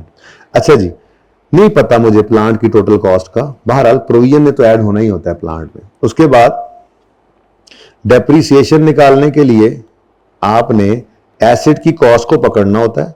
ठीक है, क्वेश्चन मार्क का नहीं पता, पर इसका तो पता है ना। ठीक है, डिवाइडेड बाय यूजफुल लाइफ, सवाल में उसने बताई थी कितनी, 5। तो क्या आंसर आया? फिगर भी पूरी बतानी है। 0.453, ये पूरा यही है। चलो, उसके बाद प्रोविजन के लिए मैंने क्या तरीका बताया हुआ था आपको, प्रोविजन के लिए कि अच्छा वैसे ना इस एमसीक्यू के अंदर आप प्रोविजन के ऊपर भी रेट लगा लें, मतलब इस बैलेंस 2 पॉइंट पे, तब भी आंसर आ जाएगा। लेकिन मैं कह रहा हूं जैसे सिखाया हुआ वैसे ही चला लूं ना, नई चीज ना नई चीज तो ना सीखनी पड़े। ठीक है, तो 4 को आप क्या कर लो, बल्कि यही कर लो यार, आसान ही काम चलाओ, पता तो लग ही गया दूसरे का भी, पता तो दूसरे का भी है।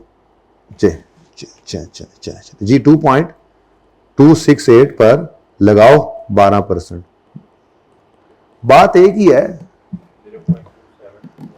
पॉइंट ये प्लस नहीं होगा, 0.27216 पूरा। चलो अब क्लोजिंग भी निकल आएगा, लेकिन मुझे क्लोजिंग की कोई जरूरत है मुझे नहीं है, क्योंकि उसने क्या पूछा है पीएनएल में क्या जाना है। तो देखो जी, अगर तो आपने वो लेक्चर ना पढ़ा होता हमने और वो बात ना की होती, तो आपने क्या करना था, आपने कहना था जी डीकमीशनिंग पढ़ी भी होती ना, सही से ना पढ़ी होती अगर, या चलो पढ़ी होती और वो पॉइंट ना ज़हन में होता जो मैंने कराया था, तो आप कहते ये इसको अगर आप पूरी फिगर बना लें तो कितना बनता है 27, करें ना मल्टीप्लाई इसको मिलियन से, 27216, सॉरी यही बनता है। देखो 0.27216 को इंटू 1 मिलियन करो ना, सही है। आप कहते ये देखने आते तो यहां पे नजर ही नहीं आ रहा, अब आप परेशान हो जाते, लेकिन फिर आपको याद आया कि नहीं ये भी तो है, ये एक्सपेंस है पर बढ़ के नजर आ रहा है क्योंकि प्रोविजन में बढ़ोतरी है ना, और ये भी एक्सपेंस है लेकिन ये कम होकर नजर आ रहा है क्योंकि ये एसिड की कमी है ना।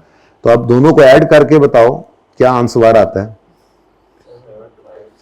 75725 है कोई option?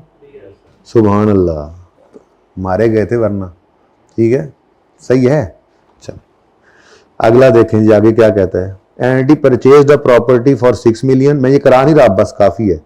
Land element of purchase was 1 million, expected life is 50 years, residual value is nil on 30 June x5, 2 साल बाद property was revalued to, of which land element was and building was on 30 June 7 property was sold. शुक्र है आपको करा दिया था क्या, revalued asset का डिस्पोजल।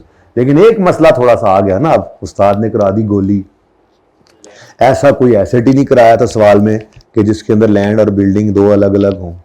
तो भाई बात यह है कि कोई बात नहीं है, आप चाहो तो दोनों वर्किंग्स अलग कर लो, चाहो तो इकट्ठी वर्किंग कर लो, बस लैंड एलिमेंट को डेप्रिशिएट नहीं करना, ये जहन में रखना है। और लैंड एलिमेंट भी रीवैल्यू हो रहा है तो दो अलग वर्किंग्स करके बाद में कंबाइन कर लो, कोई मसला नहीं है। कंबाइंड चलो तो ज्यादा आसान है क्योंकि उसको डिस्पोज भी करना है। लेकिन उसने पूछा क्या है, कहता है what is the gain on disposal of PPE property that would be reported for the year.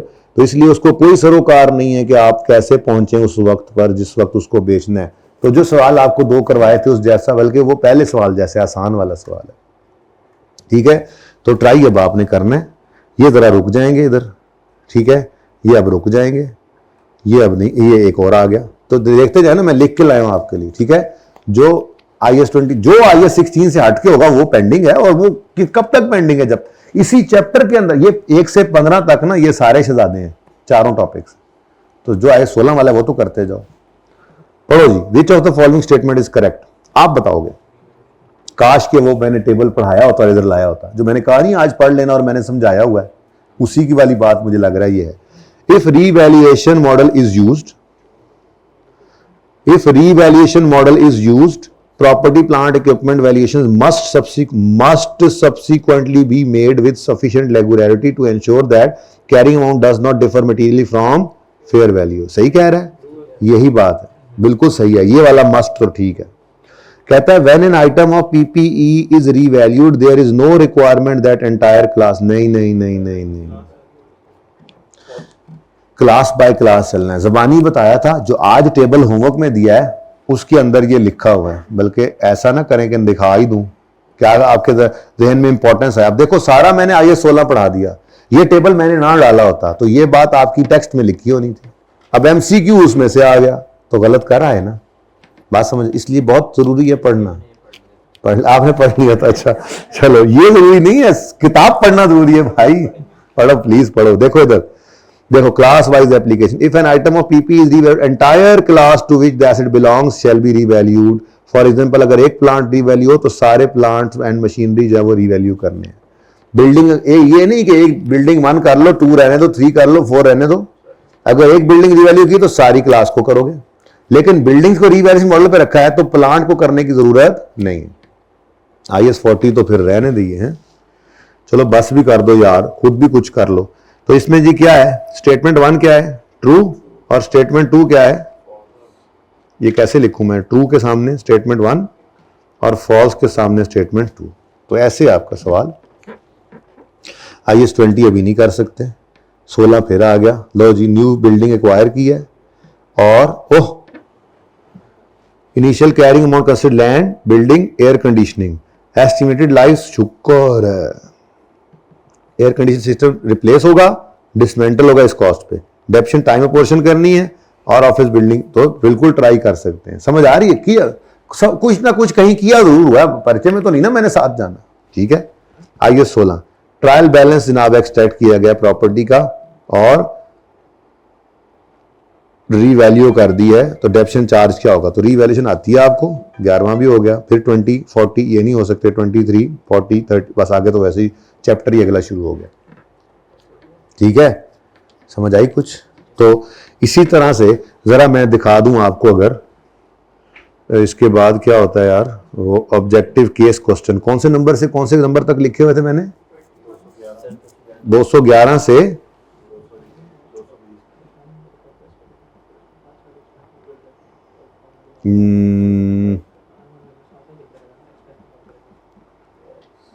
भाई साथ साथ पढ़ते रहोगे ना, ये सारी चीज साथ साथ करते रहोगे तो एंड पे कोई बोझ नहीं। मैंने आपको कहा था जिस दिन क्लास खत्म हो अगले दिन पर्चे में बैठ सकते हो आप, लेकिन वो जो साथ साथ करके जाएंगे, ये साथ साथ काम होता जाएगा ना, तो एंड पे क्या बोझ होगा, क्या रिवीजन होगी, एंड पे रिवीजन ही कर रहे हैं। 215 11 से।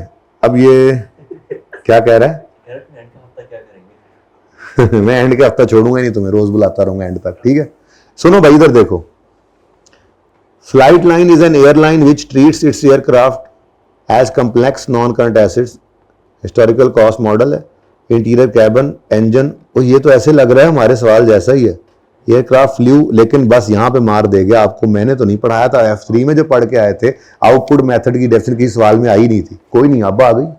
तो भाई पूरा पैकेज कब लगेगा, जब क्लास भी होगी, जब ये प्रैक्टिस भी होगी, जब कोई टेस्ट होगा तो वो भी होगा। पैकेज पूरा तभी लगेगा, पूरा पैकेज लगाना है, जो छोड़ोगे वहीं से मार पड़ेगी। अब आए कहता है aircraft suffered a bird strike accident which damage, ओ यार एक मिनट, चलो ये ट्राई कर लेने में हर्ज नहीं है, IS-36 ना लग जाए इस पे, बहरहाल देख लेना। ठीक है, तो नहीं, क्या कह रहा है, एयरक्राफ्ट में रिप्लेस हो गया, ठीक है, सब्सिक्वेंट एक्सपेंडिचर किया था ना, रिप्लेसमेंट ऑफ मेजर पार्ट, वो आया पड़ा, सही है, थोड़ा कॉन्फिडेंस आ रहा है। ठीक है, करेक्ट अकाउंटिंग ट्रीटमेंट क्या है, write off damage engine, capitalise new engine, सही है, यही कुछ सही लग रहा है। ट्रीट करो दिस को रिपेयर, पता नहीं, देखेंगे, 12 आप पढ़ेंगे। ठीक है, एक विंग भी डैमेज हो गया, अच्छा, as the aircraft is out of service for, तो एक्सीडेंट कैसे, तो क्या हुआ है जी, अपग्रेड करना है, पता नहीं, ये 12 चीजें हैं। ये 15 सवाल इस सिनेरियो से रिलेट करते थे, पढ़ा हुआ है, अब आपने पढ़ना है ना, पता लगेगा। अगला सिनेरियो, स्पेकुलेट के पास 2 प्रॉपर्टीज हैं और वो फेयर वैल्यू अकाउंटिंग यूज करता है। प्रॉपर्टी ए एक ऑफिस बिल्डिंग है जो कि यूज करता है speculate for admin purposes, IS-16 का PPE, और प्रॉपर्टी बी जो है वो उसने लीज यानी रेंट पर देने के लिए रखी हुई है, ये इसकी इन्वेस्टमेंट प्रॉपर्टी है। तो ये अभी आप नहीं कर सकते, अगर करना चाहें तो जब तक IS-40 पूरा नहीं हो जाता, कर लेंगे तो ये भी हो जाएगा। सही है, तो कुछ कॉन्फिडेंस आया, अभी कुछ भी नहीं किया हमने, अभी तो मैंने आपके फाइनल अकाउंट के सवाल नहीं खोले, ऐसी नजर डलवाता हूं आपको। पिछली बार जो बच्चों को करवाए थे constructive response questions section C हैं, लंबे सवाल थे ना, इधर देखो, ये देखो, ये फाइनल अकाउंट का सवाल है, फाइनल अकाउंट का सवाल बच्चों ने किया था लास्ट टाइम। ये एडजस्टमेंट को पढ़ो, Moston properties carried fair value, remaining life इतनी, Moston does not make annual transfer, और वो डेफर टैक्स पढ़ लेंगे ना इसका, तो ये एडजस्टमेंट इसकी IS-16 की आई पड़ी है। टाइज, ये डायरेक्टर्स ने डिसाइड किया कि रीवैल्यू करेंगे, रीवैल्यू की एडजस्टमेंट आ गई। ठीक है, लेकिन वो हर साल की ट्रांसफर की एंट्री नहीं करते, और डेफर टैक्स लायबिलिटी, जाहिर है ये पढ़ा नहीं है अभी, तो ये तो आएगा, लेकिन वही मैंने कहा ना कि रीवैल्यू के साथ मिक्स होगा, ये हर जगह एडजस्टमेंट पड़ी हुई है इसकी। तीसरा सवाल आया, प्रीवियसली रीवैल्यू अपवर्ड किया था, बैलेंस पड़ा था, अब शायद डाउनवर्ड हो रहा है, कोई एंट्रीज नहीं की इन्होंने, और ये रीवैल्यू की एडजस्टमेंट आई पड़ी। जाहिर है वहां जाके करेंगे, ये सारे सवाल पिछली बार बच्चों ने किए थे और मैंने करवाए थे, कुछ करवाए थे कुछ करवाए थे, कुछ करवाए थे कुछ करवाए थे, और डंडे के जोर पे करवाना पड़ता है आप लोगों से। गोस्ट ऑफ लेग्स, रीवैल्यूड इस ऑफिस बिल्डिंग, इंक्रीज हो गई है वैल्यू इतने से, डेफर टैक्स एप्लीकेबल है 25%। तो यहां पर अकेली IAS 16 की एडजस्टमेंट नहीं है, लेकिन इससे पहले IAS 12 मैंने पढ़ाना है, उसकी की तो तैयारी करा के ये एक्सट्रैक्ट्स बना, ये कर वो कर, ताकि वहां पे मसला ना हो। ये होमवर्क में था, IAS 16 की एडजस्टमेंट ही नहीं है। ये क्लास वर्क में था, कहाँ है, मैं मिटा दिया मैंने, इसमें IAS 16 की एडजस्टमेंट नहीं है। देखो इन्वेस्टमेंट प्रॉपर्टी की एडजस्टमेंट आ गई, वरना वो मैंने क्योंकि करवाया ना सवाल, तो मिटा दी होगी, उस पर होगी जरूर, इसमें भी मिस हो गई। ये देखो, ये रीवैल्यूएशन लाजमी आ रही है एडजस्टमेंट, तकरीबन हर दूसरे सवाल के अंदर, ज्यादा सारे सवालों के अंदर आ रही है, ठीक है। लैंड बिल्डिंग फेयर वैल्यू पे फर्स्ट टाइम लेकर गए हैं, रीवैल्यूएशन कर रहे हैं, किधर बच्चोगे बेटा, और कहां कहां दुआएं भी दोगे, आगे भी कंसल्टेशन शुरू हो जाती है, ठीक है। तो भाई तो सीधे रस्ते पे जा रहे हो, बस थोड़ी जी हेल्प ताड़ी चाहिए, आपकी एफर्ट चाहिए, आपने वो करनी है। मैं तो एंड तक चीज़ों को इसीलिए पहुंचाता हूँ स्टार्ट से। अब क्यों नहीं IAS 12 वाली एडजस्टमेंट पढ़ा रहा, मतलब डेफर्ड टैक्स अभी मिक्स किया ही नहीं है, अब वो IAS 12 जब आएगा तो मिक्स हो जाएगा, कोई मसला ही नहीं, ठीक है। चलो अच्छा, अब बिस्मिल्लाह कर लें या छुट्टी कर लें?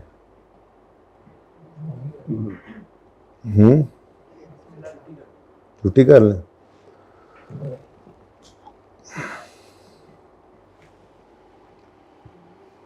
पॉज करें जरा।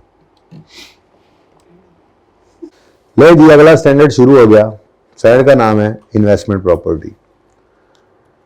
इन्वेस्टमेंट प्रॉपर्टी, प्रॉपर्टी के अंदर सबसे पहली बात, मूवेबल आइटम्स नहीं आते, इमूवेबल प्रॉपर्टी की बात हो रही है, लैंड या बिल्डिंग।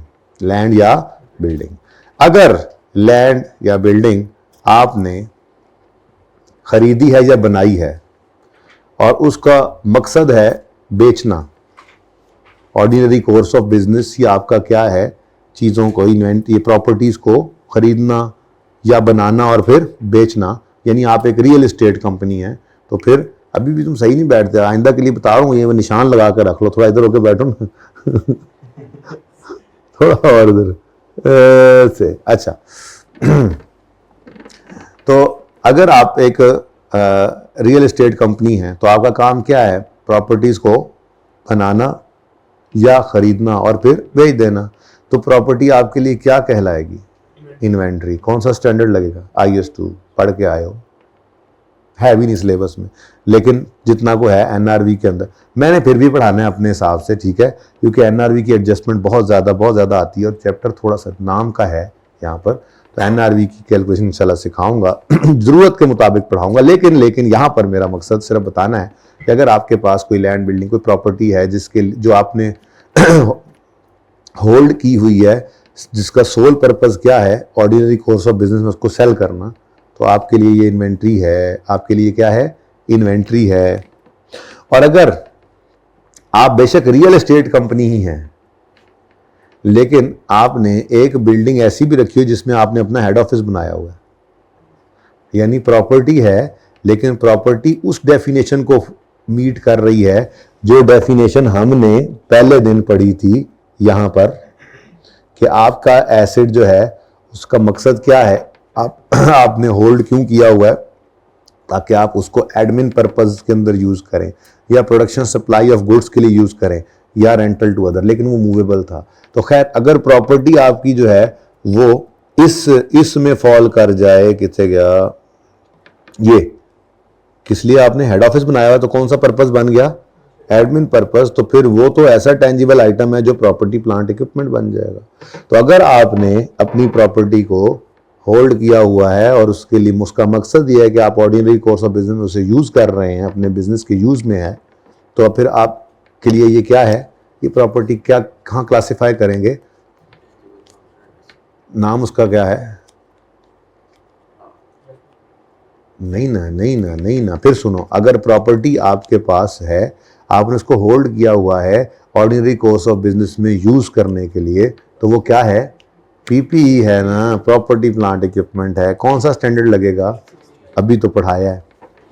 लेकिन अगर आपकी प्रॉपर्टी जो है उसको आपने होल्ड किया हुआ है, property means land and building, hold किया हुआ है फॉर कैपिटल एप्रिसिएशन, मतलब आज खरीदा, आपके अब्बा जी ने प्लॉट ले लिया कि चलो जब इसकी शादी होगी, बड़ा होगा, बड़े तो हो गए हैं, बड़ा होगा, शादी होगी तो इस की शादी पे खर्च करेंगे। हालांकि इस शादी में से 3 नुक्ते निकाल देने चाहिए हमें। नियत करो सारे, शादी में से 3 नुक्ते निकाल दो, नियत करो सारे। हाँ, शादी को करेंगे शादी, हैं जी। तो बहरहाल तो आला तालीम के लिए रखा हो उन्होंने, ठीक है। तो फिर वो आज से 10-15 साल पहले किस मकसद के लिए खरीदा गया था कि इसकी कीमत 10-15 साल बाद बढ़ जाएगी, इसको कहते हैं कैपिटल एप्रिसिएशन। तो आपने अगर कोई प्रॉपर्टी, आपका बिजनेस है, आपने बिजनेस में कोई प्रॉपर्टी खरीदी है, उसका मकसद क्या है, ना तो बेचना ऑर्डिनरी कोर्स ऑफ बिजनेस में, ना ही उसको अपने बिजनेस में यूज करना, बल्कि सिर्फ किस लिए रखा हुआ है कि कीमत बढ़े, कैपिटल एप्रिसिएशन, या किराए पे देने के लिए रखा हुआ है, या ये दोनों मकासद इकट्ठे भी हो सकते हैं। तो ये जब मामला हो जाए, प्रॉपर्टी हो फॉर रेंटल या फॉर कैपिटल एप्रिसिएशन, तो ना तो ये इन्वेंट्री है, ना IAS 16 का पीपीई है, बल्कि ये क्या बन जाएगी, इन्वेस्टमेंट प्रॉपर्टी, और इस पर लगता है IAS 40, ठीक है जी। इन्वेस्टमेंट, ऐसी इमूवेबल प्रॉपर्टी, जो देखो ब्लैक्स चेक करो, ऐसी इमूवेबल प्रॉपर्टी जो आपने होल्ड की हुई है for ordinary course of business for sale, तो इस पर क्या लगेगा, IAS 2। और वो प्रॉपर्टी जो आपने होल्ड की है फॉर यूज, ये स्लाइड्स बनाई हुई है मैंने, स्लाइड्स बनाते हैं ना उस्ताद जी, मेरी स्लाइड्स ऐसी हैं, ठीक है।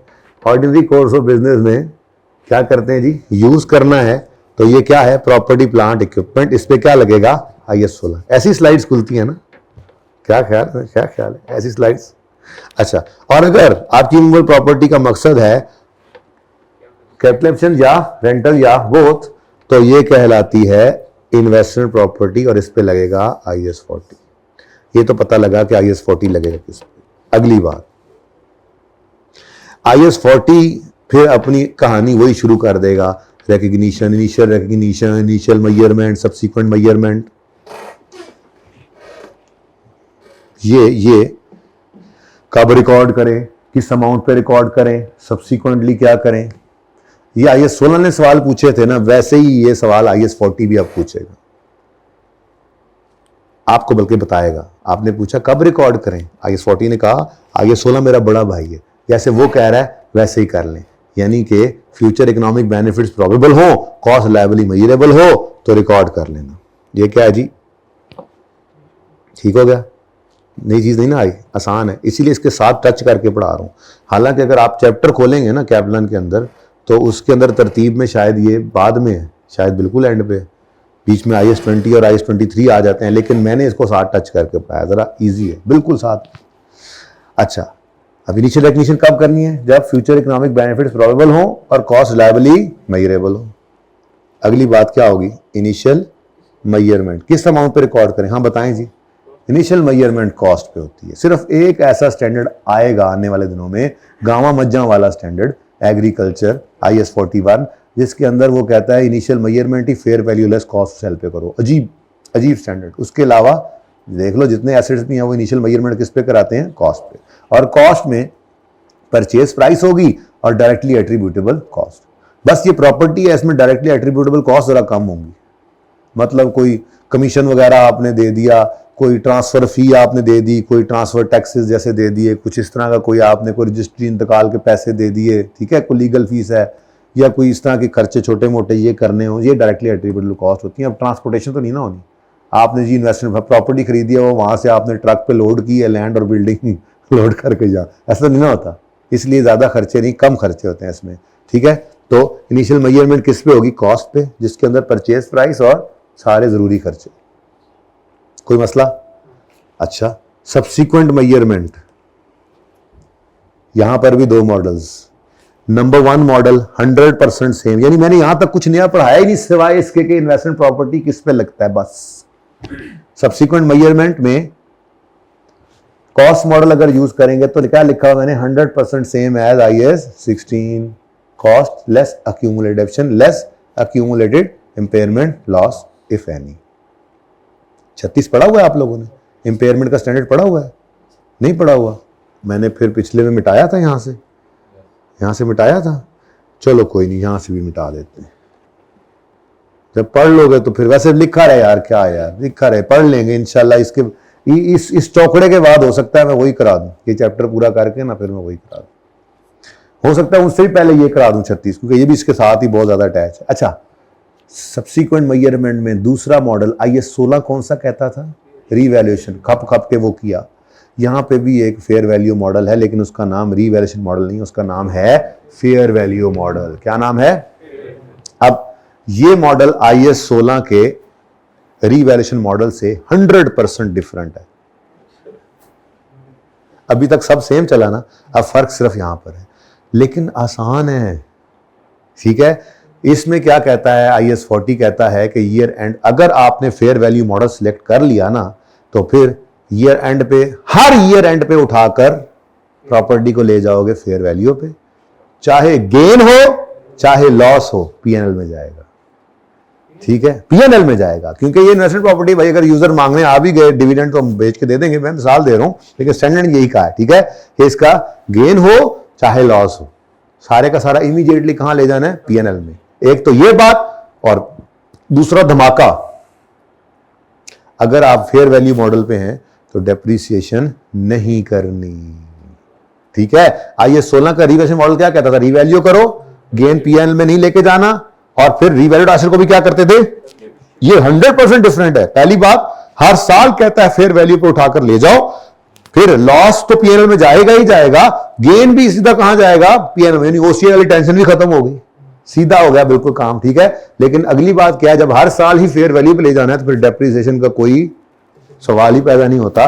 तो ये जनाब आपका सब्सिक्वेंट मेजरमेंट का मॉडल है, फेयर वैल्यू मॉडल IS 40 का। ये टोटली डिफरेंट है फ्रॉम IS 16। इसके अंदर क्या कहता है? Take the investment property to its fair value at each year and any resulting gain और loss shall be taken to PNL। And number 2 एहतियात इज डू नॉट डेप्रीशिएट। ठीक है, डू नॉट डेप्रीशिएट।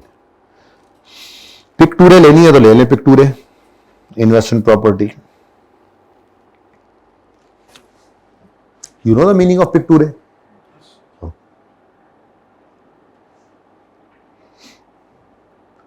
अभी मैं वीकेंड के ऊपर ना कोई जुगाड़ करता हूँ IS 16 का, बल्कि यूं करूंगा, जो नोट्स मैं लिखता हूँ ना उस पर सारा कुछ आ ही जाता है ना, वो किस तरह से पूरे का पूरा भी ना एक आपके ग्रुप में भेज दिया करूंगा, पोर्टल पे भी। हाँ, 16 में क्या है? मैं वही कह रहा हूँ ना कि वीकेंड में कोशिश करता हूँ कि वो सारा ही आपको भेज दूँ, जो गंद शंद मारा हुआ है सारा। अब देखना ये है कि वो PDF बनेगा तो नजर सही आएगा या नहीं आएगा, ये एक क्वेश्चन है। तो कोई जुगाड़ करते हैं। ठीक है, आपके लिए ही यार, मैंने कहाँ लेके जाना है, ये सब कुछ आपके लिए लिखता हूँ। वन नोट मेरा इतना बड़ा हो गया कि मेरे एडा हैवी लैपटॉप ही ढिला हो जाता है, तो वन नोट पूरा तो नहीं भेज सकता। आप क्या करोगे उसको? वही कोशिश करूंगा। आप बना सकते हो तो मुझे बना के दिखाना। मैं पेंडूजा बंदा यार, अलिफ नू किली बे नू खुरानी कहने वाला बंदा है जी, मैनू की पता। अच्छा जी, सॉरी, वो हंस रहा है एजाज। अच्छा सुने जी, हैंडआउट आपको मिल गया है। ठीक है, इस हैंडआउट में पहले दोनों सवाल आपका होमवर्क मैंने कर दिए। कितनी ज्यादती की, जनरल एंट्रीज भी करनी है और फाइनेंशियल स्टेटमेंट एक्सट्रैक्ट्स भी बनाने हैं।